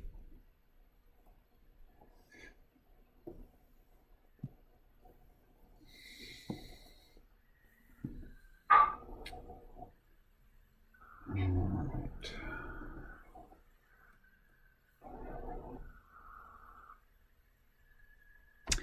See you, Paul. Oh, your job needs you.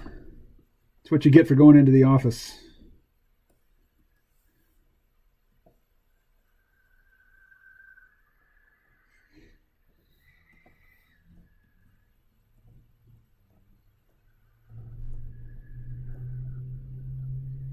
That's not right. What's that about?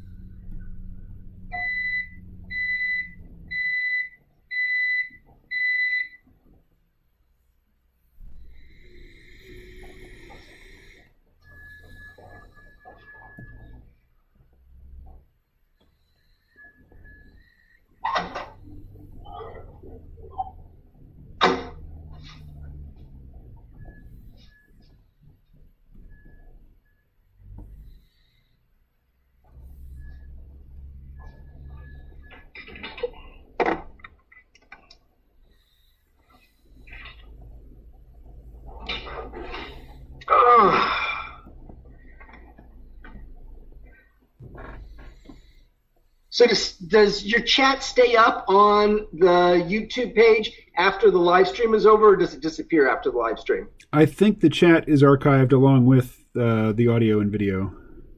It is, okay. Yeah. All right. So Les is back. He says, I like Paul because he's wiser than he looks. And I haven't even seen him yet. Well, I met Paul. Met him in less wise than Dallas. I probably don't even look that wise. All right. Control point. So did I hear you microwaving your coffee? Yes. I do that frequently. Well, I actually have a little best thing I ever bought. I don't know. I probably got this 25, 30 years ago. It's let's see. don't know if it's showing. Yeah, it's a little coffee warmer. So I just turn this on and put my cup of coffee on, and it keeps it warm. But I couldn't get to it because of the jealous cat that was laying right in front of it. So every time I would try to reach across her to get to my coffee cup, her eyes would get that look. So I had to keep my coffee in front of me, and it cooled off. So normally I don't have to keep getting up to microwave it, but this time I did. Well, I regularly get up and microwave my coffee. And oftentimes I will, like, if I get up in the morning and I make coffee and I can't find my mug, oh yeah, it's in the microwave. Right. Yeah. I've lost things in the microwave too. And you think that that would be your go-to, that you'd realize that's just where you got to go, but I don't always. So, yeah. All right. So, what layer am I on? I'm on I have multiple copies of the background tones. Let's fix that. Merge with layer below. Merge with layer below. All right.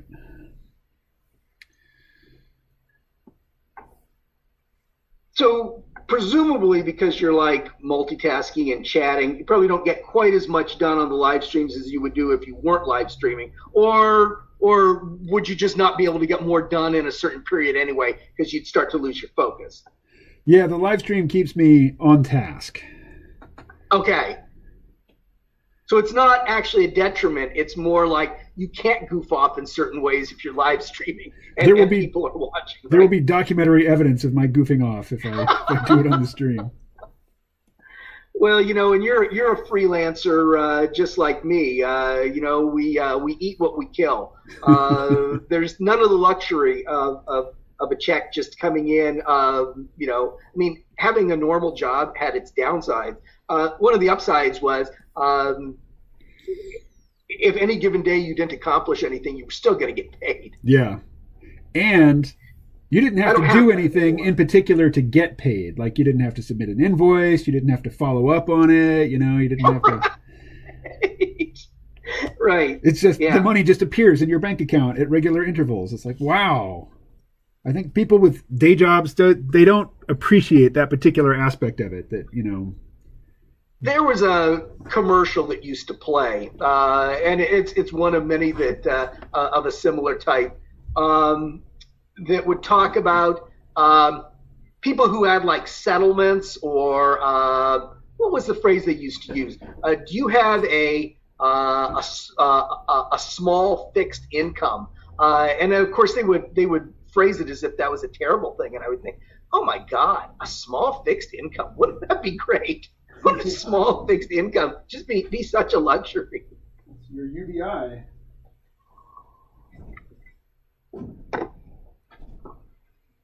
But yes, if you win the lottery, you're going to be approached by a lot of different people who are telling you, hey, why do you want to wait for 20 years to get paid out? We'll just give you a lump sum in exchange for Don't do it. Yeah, I know. Don't do it.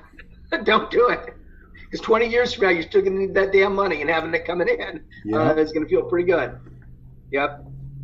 Exactly. But, you win the lottery, you don't want to get $20,000 a year. You want to get $1 million. So, I know I have enough self-awareness of the things that I want to do and enjoy doing that I know what that $20,000 a year would get spent on. So there would be a martini sub budget in there.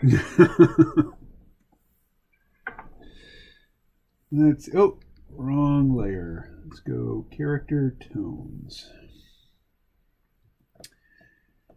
Yeah, no, I would definitely not opt for the lump sum. I would go for the guaranteed income, for the next couple decades.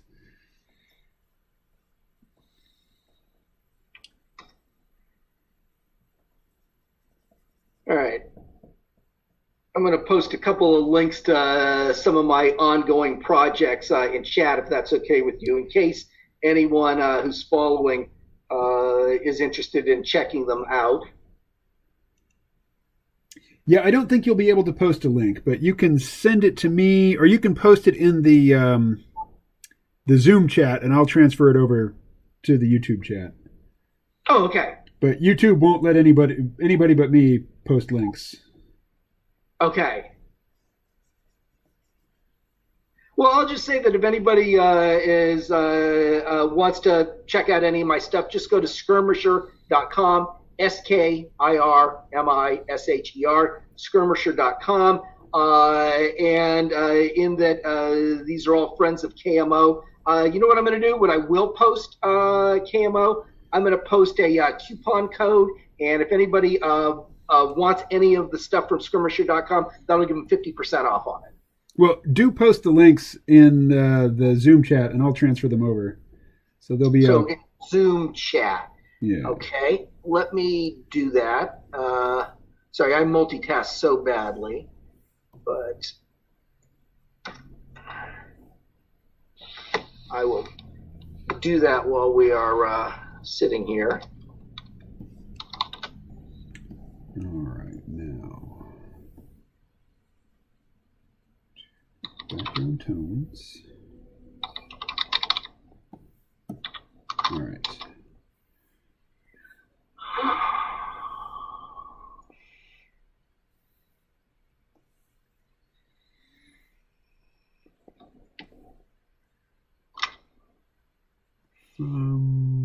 Foreground to background.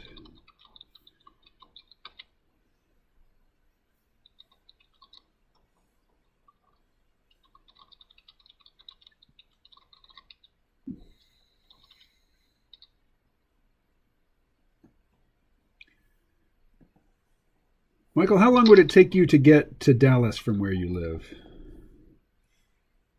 Well, if I drove like most idiotic Texans, probably an hour less than it would take me. I don't know, 5 hours maybe. Oh, it's pretty long drive then. I see. Yeah, well, I'm a ways from an interstate, so it's going to take me better part of an hour just to get to I-35 from where I am. Then I hit I-35 and it's a straight shot up to Dallas. But I don't know, probably 5 hours, I think. It's been a few years. No, last time I drove up through Dallas was 2017 when my buddy Clint, who you met, he and I drove from Canyon Lake to Winnipeg, which is a long-ass drive, and we drove up through Dallas. Well, Paul from the chat, he drove to Dallas. He and his wife Abby drove to Dallas to hang out with me when I was there. I guess it was April of 2019. Oh, that's right. I remember that you were up there for that. That's right. Yeah. And, that was with Kevin Lynn and Progressives for Immigration Reform, or now Institute for Sound Public Policy. And if EarthX is on again this year, I think we'll probably be back there. Well, I was planning on going to it in 2020. That was the plan. Wasn't that going to be like March or something? April. Yeah. It always coincides with Earth Day, which is in April. That's right. Yeah, I'd like to do that. Though, frankly, I might not even drive. I would probably just have my wife drop me off at the Amtrak station in San Marcos, and just take the train up there. It takes forever to get there on the train, but I can just sit there and work on my laptop and, not have to worry about the traffic or anything. So, and I know the Amtrak goes straight through Dallas, goes right past like Dealey Plaza. So.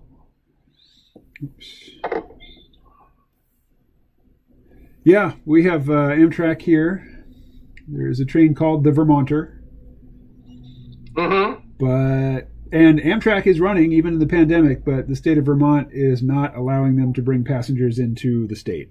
So the Vermonter is not running. Well, I think there's a light at the end of the tunnel on all this, as it were. And actually, that's a train analogy that actually works. Talking about trains, people never use it when they're talking about trains. It's not a tortured analogy in this instance. It's it's almost literal. Exactly. Let's see.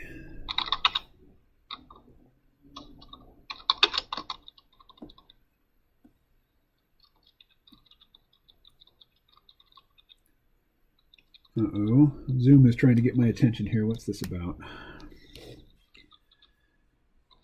And maybe it's just what I'm putting in chat. Oh, right. That's probably it. Yes. I just posted 2 links. One to my Skirmisher Publishing store, so people can just see the stuff that I published. I haven't written all those things. There's 200 things in there, and I've probably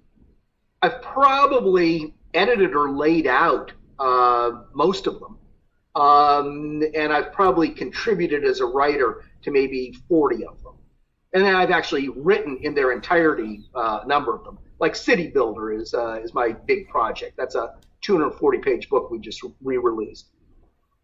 Yeah, that is a monster of a project. That was, and I think you probably have a copy of City Builder, don't you? Digital copy, yeah. Yeah, and that's basically a writer's guide. I mean, that's what it is. I mean, we sell it as a game source book because we sell to the role-playing game community, but it's a writer's guide to designing cities for ancient, medieval, or fantasy environments. So it's based on years of research into, what does a blacksmithy look like, and what's the difference between an inn and a tavern, and how many inns and taverns are you likely to have in a community of a given size? How does a guild function? You're always hearing about guilds and fantasy and medieval stuff, but what is a guild and how does it really work? And that's the kind of things that we address in the course of 240 pages. So, and it's our most popular book, but we've been refining it and expanding it since 2007, I think. And this latest version is really just, our best practices, the best version of that book. But there is a hardcover version, right? There is a hardcover version, yeah. Oh, here it is. Yeah. Oh, so yeah. There you go. That is City Builder. Here, let me throw the Zoom up on the monitor that people can see here. Go ahead and hold it up again. City Builder. Oh, I assume it was on the monitor. Oh, that's why I sound like a disembodied voice. People mostly can't see me. Right. Well, what they see is what's on my Cintiq, and I keep. That's my workspace. Well, that's City Builder right there, and like I said, it's a writer's guide to designing communities. But it's the one that has art from different sources that our AI went in and gave a homogeneous look to. So makes art from different sources look as if it's from one source. And that's something you can't just do with a filter. Basically, we had the AI study Leonardo da Vinci sepia tone sketches, black and white sketches, which are like done on parchment, and then apply that look to art from multiple different other sources. See the comment from Les here. He says, guilds, nice one, Michael. That'll be the world of the coming decade. I studied human group economics. Oh, that's cool. So here's a backhanded compliment for you. It's nice to see you, Michael. You look smarter than you sound. I don't know. Is that maybe something's being lost in translation here? Is that a compliment or an insult? I can't tell. Leslie, is that a compliment or an insult? Pardon me, says Les. He can be a little abrasive. No, I'm just kidding. I'm just playing around. Oh, I'm not. Les can be abrasive in the chat. Well, that is fine. All right.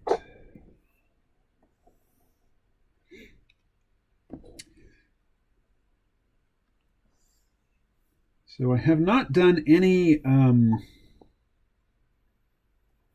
haven't done any shading or highlighting on any of the characters, but aside from that and some sort of background in the first panel, I'm closing in on the finished comic here.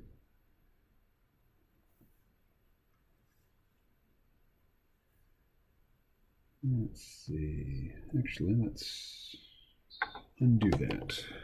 The link for my Skirmisher shop is up there. I think you need to post the In the Footsteps of Hercules comment separately because it got cut off. Oh, I see. Okay. So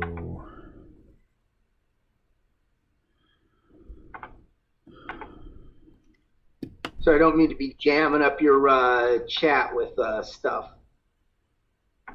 it's all good.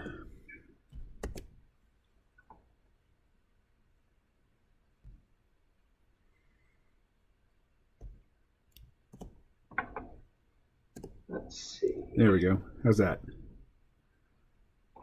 Oh, probably fine. Yeah, that's great. Thanks, man. No worries. And, I mean, we've been talking about those things, so if anyone wants to take a look at them, they can. And City Builder is right on the top tier in that store, on that store link. Let's see.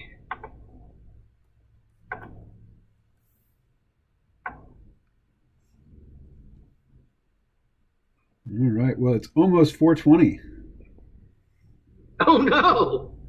Yeah, my that's my primary recreational substance of choice. But Oh, is it? it does not mix. Is it legal up there? Where Oh you yeah, are? totally legal. It's legal almost everywhere now, except Texas. Yep, it is legal here, but it does not go well with drawing, so it has to wait until I'm done with work for the day. Uh-huh. You don't want to just do edibles? That's not like a thing that you're into?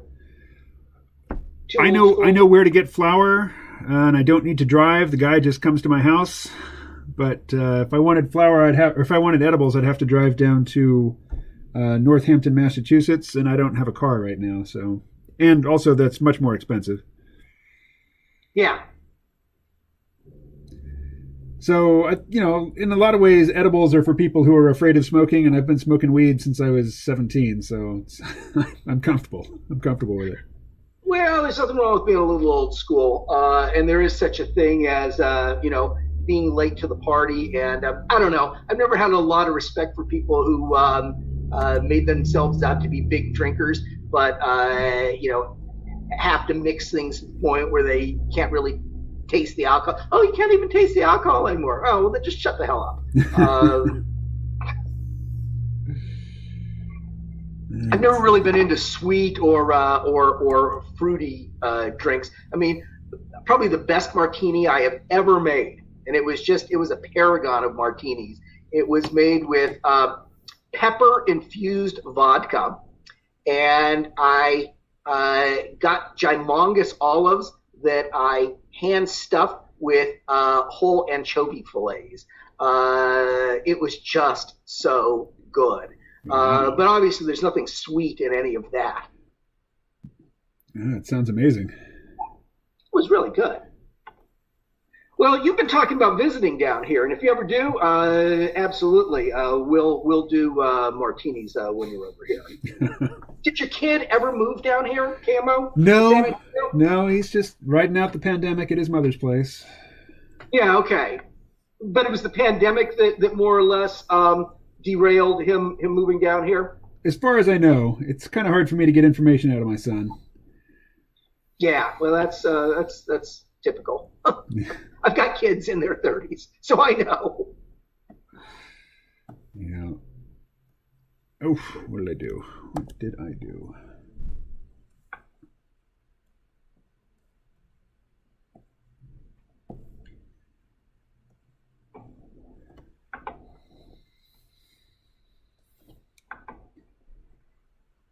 All right. Just to show that I'm not just trying to troll my own stuff here, if anybody who's been listening to the show wants to check out any of the things that I publish, I'm going to post a discount code, and it doesn't have a URL, but I'm going to post that right here in the chat. And if they want to check anything out, it'll give them 50% off. And everything on my store right now is 50% off anyway.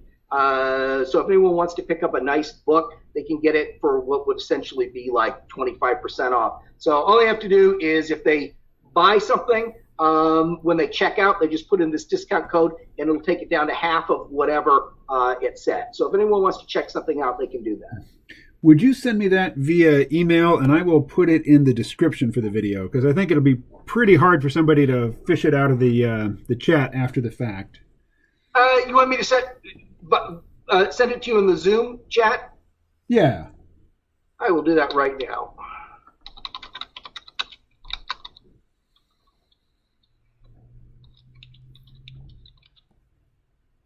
I just prefer to be generous of spirit. I mean, my wife once said to me, you can't just keep giving away books to people. And I stopped and I thought about it and I said, well, wait, why not? Why can't I keep giving away books to people? I like giving away books to people. Especially when you're giving away PDFs. Oh, yeah, sure. But, you know, I don't devalue PDFs. It was real time and real work and real writing contributions by writers and real contributions by artists. So it's all, people say, oh, it's all just electrons, but it was actual real blood, sweat, and tears that went into creating those electrons. So no, I never devalue things based on the media form that they take. Excellent. All right. What are we going to do about this first panel? And what's...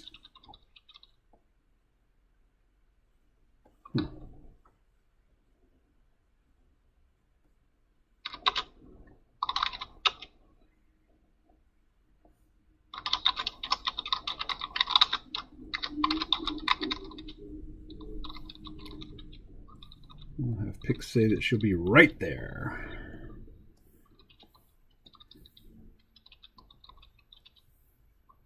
Bold.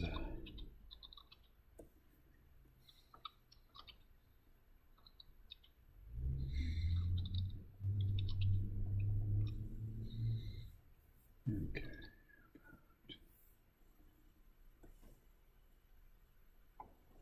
Just a second here. I don't do anything quickly. But it's 4:20, so it would be unbecoming for me to be rushing on things right now anyway. Well, it's what? Only 2:20 for you, though, right? 3:26. 3:20. Okay. 3:26. Yeah. Central Time. I'm Central Time.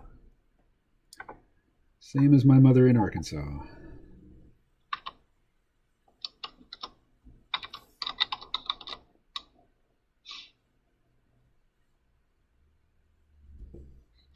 All right, I just posted some text you can pick up to whatever extent you want, KMO, with that coupon code. So what I'm going to do is just grab all the text you've put in the chat, copy it, and send it to myself as an email, because that'll be the easiest way for me to find it. Yeah.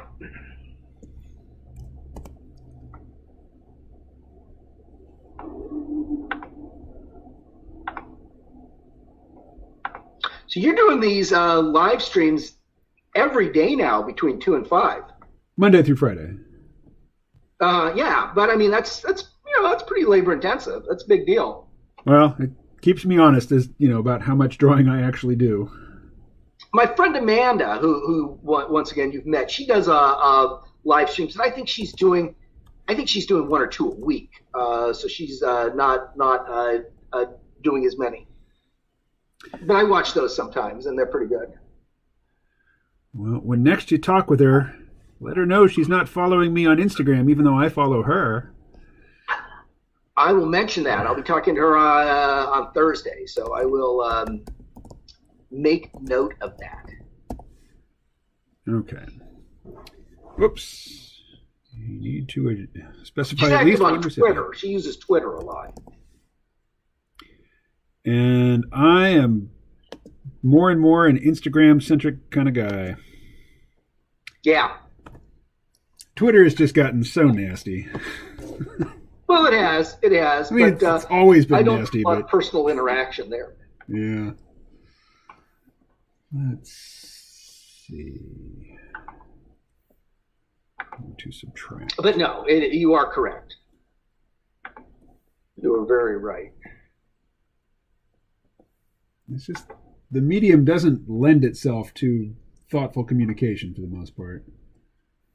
Well, it could. It might not, but I don't think that's inherent to it. I mean, on some level, being able to craft a coherent tweet that conveys information in a way that is effective. It's almost a form of poetry. It's almost a form of haiku. Being able to work within the constraints and look for shortcuts and abbreviations and things that are still recognizable and convey your meaning. I think it can be a very elegant form of interaction, to be honest with you. I don't know. I think it's easy for things to get judged by the very worst people who are using them. I think that's typical, but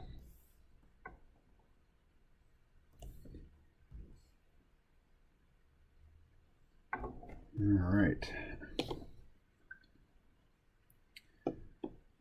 So now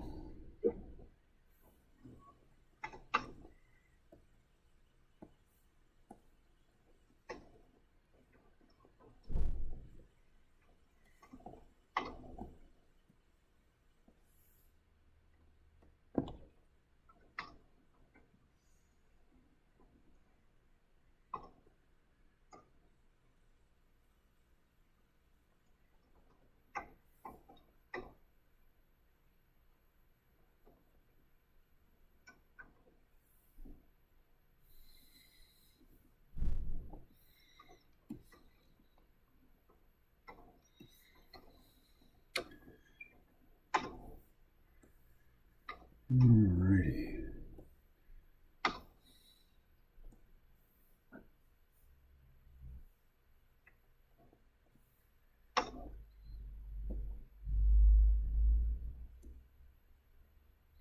I've been using this program, Clip Studio Paint, for several years now, and it's still really easy to get lost in it. Just get really, disoriented and discombobulated, and like, what am I doing? What is this? What am I trying to accomplish? yeah, there are a lot of programs that I use on a regular basis that I'm not particularly good with. I mean, I've got a real limited range of what I can accomplish with Photoshop. I use it a lot, but I use it for some pretty rudimentary things. But in design, I'm pretty good. I'm pretty good with layout and design. But then I've been doing, I think I started with PageMaker 4 back in like 1992. So I've been doing, layout and design stuff since, way back in the day. So that I'm pretty good with. I do good design work. I'm a pretty good designer, but I'm not an artist of, any ilk at all. Not an illustrator. I'm not an illustrator. Yeah. Yeah, I'm pretty generous with my use of the word artist. I mean, I'm happy to consider all manner of skilled craftspeople and creative types artists, actors, singers. I was just looking to see if I had some of my art from a online Pictionary game we did years ago sitting around here. And it's pretty bad. People who get paired with me for Pictionary are usually real unhappy about it. Pictionary. I've noticed that the best Pictionary players are typically not artists. That artists tend to get too hung up on details that don't really matter. They're not really essential for communicating the point. And, Pictionary, the point is communication. It's not illustration. Well, the most successful Pictionary game I had is where I was drawing things that looked like Egyptian hieroglyphics, and they actually referred back to things in an ancient Egypt D&D game we played. So everything just fell into place with that one, that I was actually able to do in hieroglyphic form the like typhonic beast that the characters had met. Like, we recognize that. So once in a while, it all just sort of falls into place for me. If I can get away with stick figures, I do all right. Hieroglyphics sounds like cheating to me. Sounds like what? Cheating. I was not called out for cheating on that. All right. Well, you had...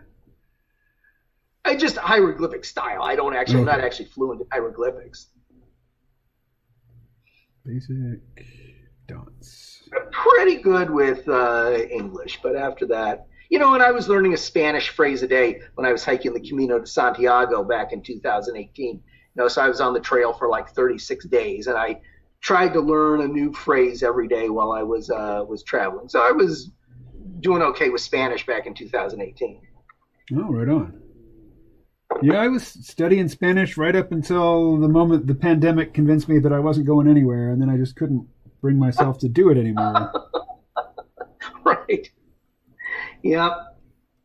I get by with English just fine on a day-to-day basis. And the thing is, you can get by with just English just fine in Puerto Rico. Yeah. Oh, yeah. Yeah, sure. Absolutely. In the United States.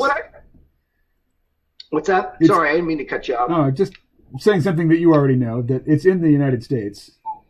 Yeah, right. Exactly. It was amazing when I was in northern Spain, hiking back in 2018. I hiked all the way across northern Spain from the France end. I hiked from France up over the Pyrenees and then along pretty much just 100 miles south of the north coast of Spain, all the way to the west coast of Spain. So 500 miles. But the Spanish in that area, a lot of them just don't speak English. You can't count on people speaking English in any of these villages or towns that you go through. And the attitude was, the Spaniards who live here are like Americans. They don't feel they need to learn another language. That is what I was told. You're on their doorstep, not the reverse. Yep. So if I needed to ask, if I needed directions, if I was lost, I had to be able to say, "Donde está la Camino de Santiago?" Instead of trying to, mime it out or use English. Now, I have never had any problem spending money in a foreign country. Right. I have. There can be issues. For example, I was on the island of Kos in Greece back in 2014. And it's like 3 miles off the coast of Turkey. And you would go into stores that had like a little credit card sign up that, said that you can charge things in the store. And there were so many Russians in the islands in those days. There probably still are. I've been back since then. There were so many Russians, and they were spreading around so much cash, presumably as part of laundering, that the stores didn't even bother accepting credit cards. There was just so much cash floating around that they would only do cash transactions at that point. So it was tough to actually spend money in any in any form, in any normally accepted form. There were only certain forms that they were accepting it in some places. So it is something that I have dealt with. In the U.S., we get used to people taking money in any form, but that doesn't necessarily fly everywhere. Well, when I said I've never had trouble spending money, that language was never a barrier to spending money. I was thinking cash. Yeah. Now, on the other hand, anytime I go somewhere that I know we're not allowed to say third world country anymore, but anytime I go to anything that would qualify as a developing country, I always take like a wad of 100 ones with me because it never hurts to just be able to, whip out some baksheesh pretty easily if you need to. Mm-hmm. So I always go to the bank and get 100 ones before I go overseas. Makes for a fat wallet. Well, I've got this haversack, this bag that I carry. It's basically like my purse. So I've got my camera and my wallet and all my stuff in it. I can hold a water bottle, and so I've just got all my gear at hand in something. So no, I wouldn't keep it in a wallet. I've got it like in a zip-it pouch or whatever. Right. But yes, it would make for a fat wallet. You are correct. So U.S. Virgin Islands. Yeah. They're promising in all sorts of ways. And I think they get a bad rap for being too expensive. And once we start poking around a little, we found that wasn't the case at all. There's three of them: Saint Thomas, and then Saint something, and then Saint something else. And one of them is more expensive than the others, but it's manageable. You might want to look at that. It might be just as good as Puerto Rico in some ways for you. It's probably worth taking a look. All right. Now, you know the Puerto Rican island of Vieques, right? We looked at Vieques, but you can't find a nice house there. The houses, I think, are all old military housing. I grew up in military housing, and they look like military housing. That's what the damn houses in Vieques looks like. They all look like stuff that's been reclaimed from old military bases and sort of semi-renovated. So, you know, my wife doesn't want a 70-year-old two-bedroom bungalow at the edge of an old firing range. So we looked at Vieques and just couldn't make it work. I've heard Puerto Ricans complain about how you can't really get by on Vieques without speaking English. Because there are so many gringos there. Yep. Well, yeah, I mean, that's not what they used to complain about. They used to complain that it was a bombing range. So at least, I mean, I don't know. On the spectrum of things you can just sort of idly bitch about, I'd rather bitch about too many people speak English there than they keep dropping 500-pound bombs on it. You know, you gotta pick your battles. If that's what they're complaining about, then things aren't that bad. Yeah. Now, there was a vlogger who lives on, don't know if he still does, don't know if he's still vlogging anymore, but I used to watch him daily, just this young guy, kind of a surfer dude. I think his channel was originally meant to showcase his vegan lifestyle, but really it just became here's my life in Puerto Rico. And he went with a Puerto Rican friend to Vieques, and he asked the friend, you know, how long's it been since you've been to Vieques? And the friend says, oh, this will be my first time. And, you know, the friend was not a young man. Right. It's, you know, it's overpriced as far as the locals are concerned. And there's just not a whole lot of reason to go there because, you know, white sandy beaches, we're surrounded by white sandy beaches. What do we need to go over there for? Yeah. Well, there is a lot of property available there, and there are, I think, still some military-based amenities. So there were reasons for us to look at it. But like I said, it's not like there are any particularly nice properties available there. So now I do want to get over there and see the bioluminescent bay. You familiar with that? What's that? There's a bioluminescent bay. Like you can go I've heard about that. Swimming or kayaking at night, and the water just glows from all these little glowing microorganisms. And well, there's some of those in Greece. I think I haven't seen it myself because I wasn't at the appropriate spot at night. But I think off of Kos City, on the island of Kos in Greece, there's an island like that. So yeah, those turn up periodically. So I definitely want to get over and see that at some point. But I'm sure I will not be living on Vieques. No, probably not. I mean, my primary reason for wanting to go to Puerto Rico is it's cheap. And Vieques is the least cheap place on the island. That or there's another like surfer hotspot over on the west coast. It'll come to me in a minute, but it's kind of shocking. I mean, if you look for an Airbnb over there, you're going to be spending $250 a night, which, you know, for Puerto Rico, that's pretty pricey. Yeah. Oh, absolutely. And if you're going to be spending that much, there's actually a really neat hotel that I've never stayed at. Every time I'm in San Juan, I go to a particular hotel and have a pitcher of sangria at the hotel bar there. And it's the easiest place in San Juan to find. The cathedral, of course, is at the top of the hill in the middle of the city. The Cathedral of San Juan Bautista in San Juan.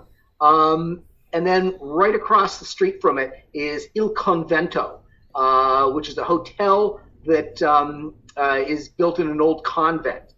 They make the best sangria, and it's about a half-hour walk from the cruise port. So whenever my wife and I are in San Juan, we walk up from the cruise port and we go visit the cathedral. There's usually some cats running around in the cathedral, so we play with the cathedral cats a little bit, and then we go over to Il Convento and have a pitcher of sangria, and then stagger back to the ship. So that's our typical San Juan excursion activity. Well, you had mentioned that to me, and I did go by there, but I was there. Did? Okay. Yeah, I was there before lunch, and I was on an empty stomach, and I wasn't going to start drinking. I was, Start drinking. I think you might have mentioned that to me. You weren't going to have the pitcher of sangria. No, we still do that. The time of the day is not the important thing for us. So. Well, it was the empty of the stomach and the fact that I had a lot of walking left to do that day that dissuaded me. Yeah. Well, I'm not saying that's the wrong decision. I was with a friend. We had just come from the fort. There's two forts, and this is the one that's, what's it called? El Morro? Oh, yeah. Uh-huh. Yeah. But, we didn't have the option of just rolling down the hill to the cruise ship berths. We were staying in a different part of the city. And my friend... he had lived in Nicaragua. He owned a business there. Oh, okay.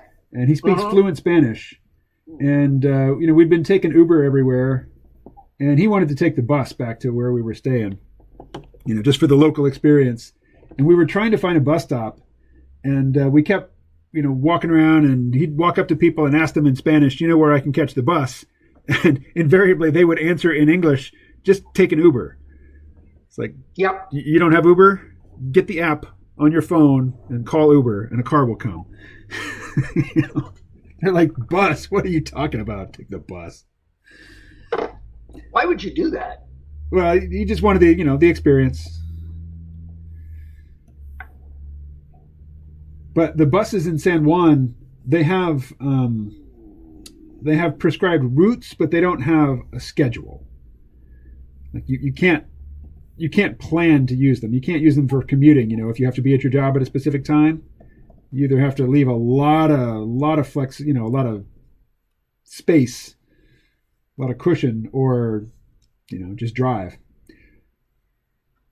And I was shocked at the difference between the conditions of the road and how new the cars were. I mean, the island is full of new cars, and the roads are just horrible. Yeah. And while I was there, or actually when I got back, I picked up a local newspaper in Spanish, and I just brought it back so I could, study it, and I'd be reading something real. And apparently there's a phenomenon now of, the island has been losing population for a decade. And since the two hurricanes and the earthquake, the population exodus has really picked up.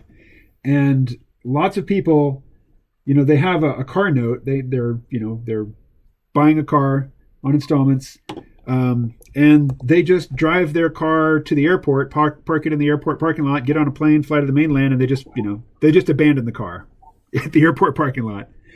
And that's hilarious. Yeah, so many people do that the long-term parking areas, they fill up, and they're filled up with cars that ostensibly somebody owns them, but they 30 days and they leave their car in the airport. I've done that before. I've been gone for a month. So at some point they've got to move the car, but you obviously don't want to do it too soon and have somebody come back and have the damn car be missing. Yeah. So that's the thing. Yeah, you can't. The airport can't. They don't know, who's really coming back and who's not. Right. Exactly. That's hilarious. I mean, I guess the ethical thing to do would be to leave a note in the windshield saying, "I'm not coming back." Yeah. Take up the payments and it's yours. Alrighty. Hey, this stream ends in 12 minutes. Well, thanks for having me on. I appreciate it. It's been good chatting with you. And, I end up promoting your stream, like on our Facebook Geb page, and I'll retweet your posts on Twitter about the stream. So actually coming on with you and seeing it and being part of it has been kind of cool. So I appreciate that. Thank you. Well, thank you. We'll be on a call together tomorrow. And oh yeah, the best day of the week. Absolutely. Alrighty. Probably best not to say anything at all. Yeah. Hey, sometimes those meetings aren't bad, but sometimes they could be better. Yeah. Well, when it comes to tax time, it would be a lot easier for me to just have a job rather than be in this freelance thing. Oh, absolutely. But, absolutely. But on the other hand, if you'd had a normal job, 9 or 10 months ago, you might not have the damn thing right now. Right. So. But it's on those calls when I realize I'm glad I don't work here.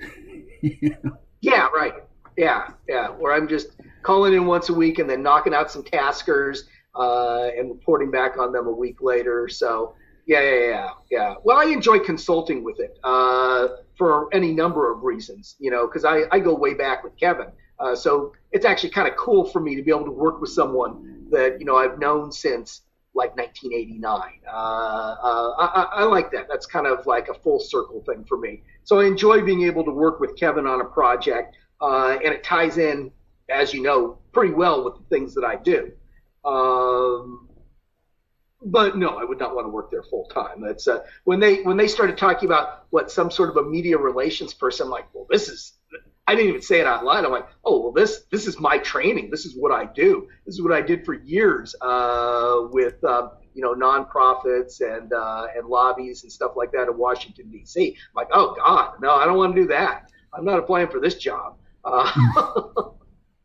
But no, I mean that job they were describing, about a month ago when we were talking, that would have been perfect for my skill set, but not my temperament as it stands now.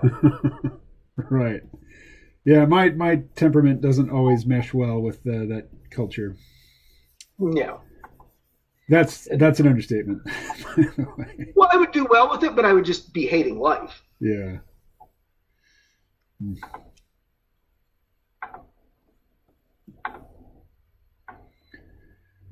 All right.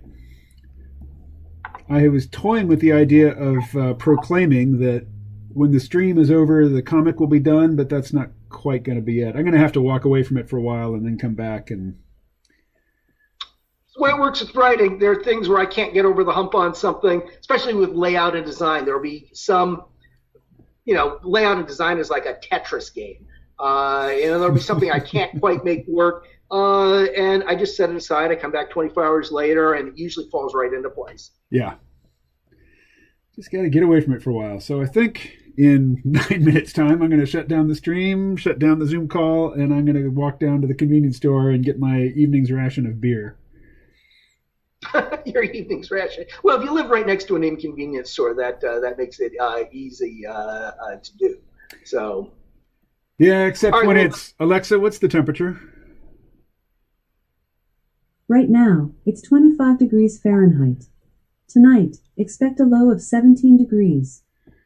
So, could be worse. It will be worse in the coming months. It will. Sure. It'll get worse. So, well, I'll jump off now then, so that you don't have me here chewing your bandwidth while you're trying to do your closing comments. But thanks for having me, and it was good meeting some of your friends. And I hope I didn't babble too much or detract from what you're trying to accomplish with your stream. I was more chatty on this than I am on our Wednesday meetings for sure. Well, you have more opportunity here. I mostly just try not to draw attention to myself. Yeah. Wednesday talks. That is wise. Just try to get through to the end without. I want to be recognized. I want my point for being there, and then that's it. So, all right, KMO. Well, thanks again, and I'll see you tomorrow. Take care, Michael. Thanks. Out here. All right, the Zoom call is ending. End meeting for all. Alrighty. Sorry, Les. I don't think Michael saw your final comments there. Let's see. Well, if you want to call in, if you want to be on the stream tomorrow, I can give you the Zoom call info.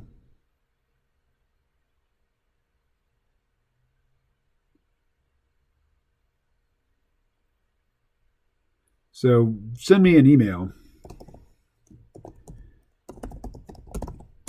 and I'll send you the Zoom call info.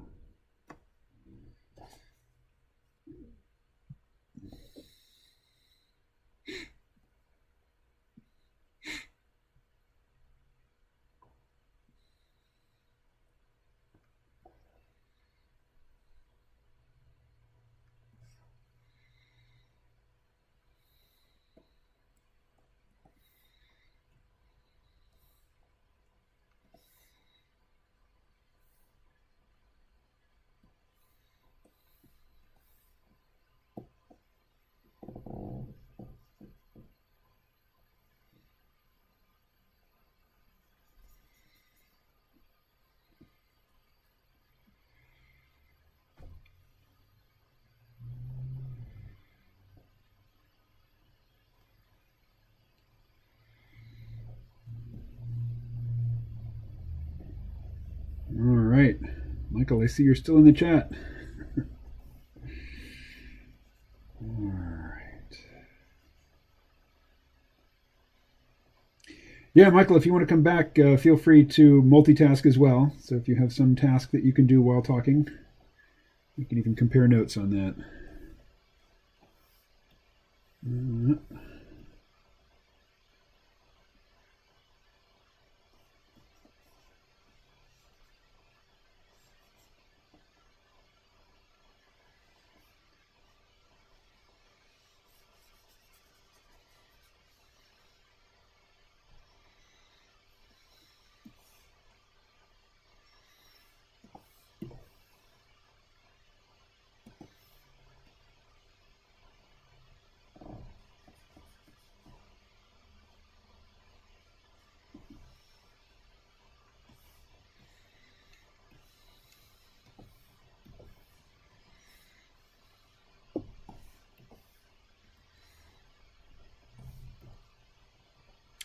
Science versus Scientology?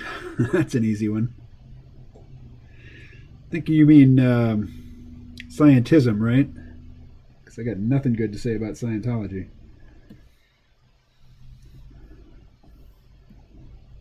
Oh, wrong layer. What's going on? Character tones.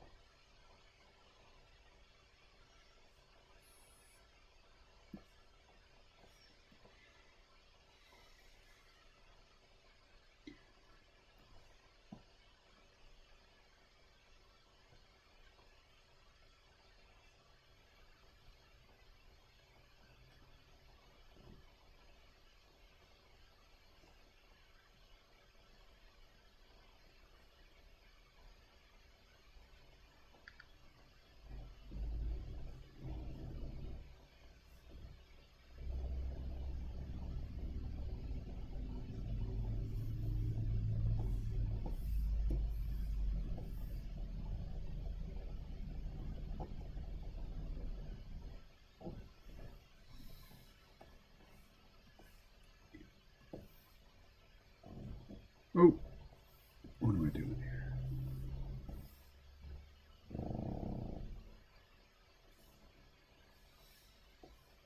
So I haven't heard from Ed at all this week.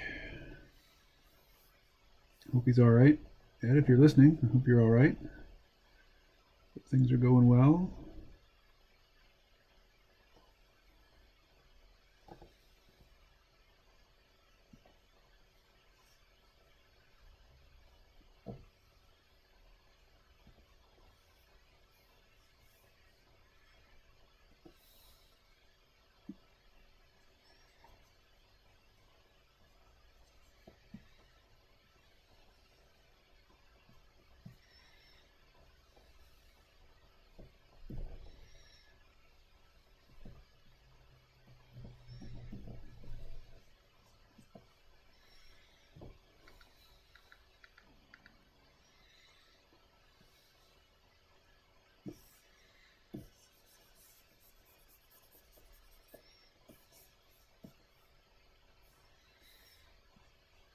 Hmm.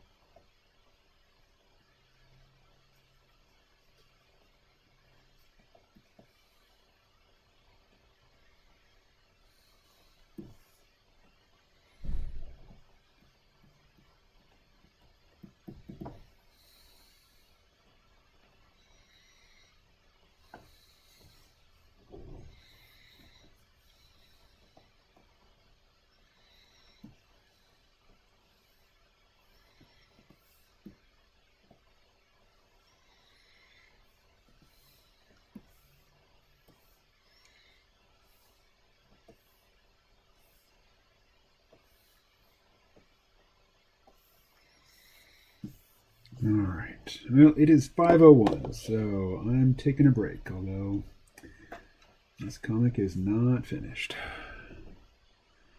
Oh, want to become famous? Buy followers, primes, and viewers, blah, blah, blah, blah, blah. You are blocked. Goodbye. I'm here because although I'm mostly right in my thinking, Cabo, I think you can give me the 20% I lack. Yes, I am a narc, but I want to learn. All right. Well, Les, I think you're the only one in the chat, so I will bid you good evening, and I'll be back here tomorrow. Let's see.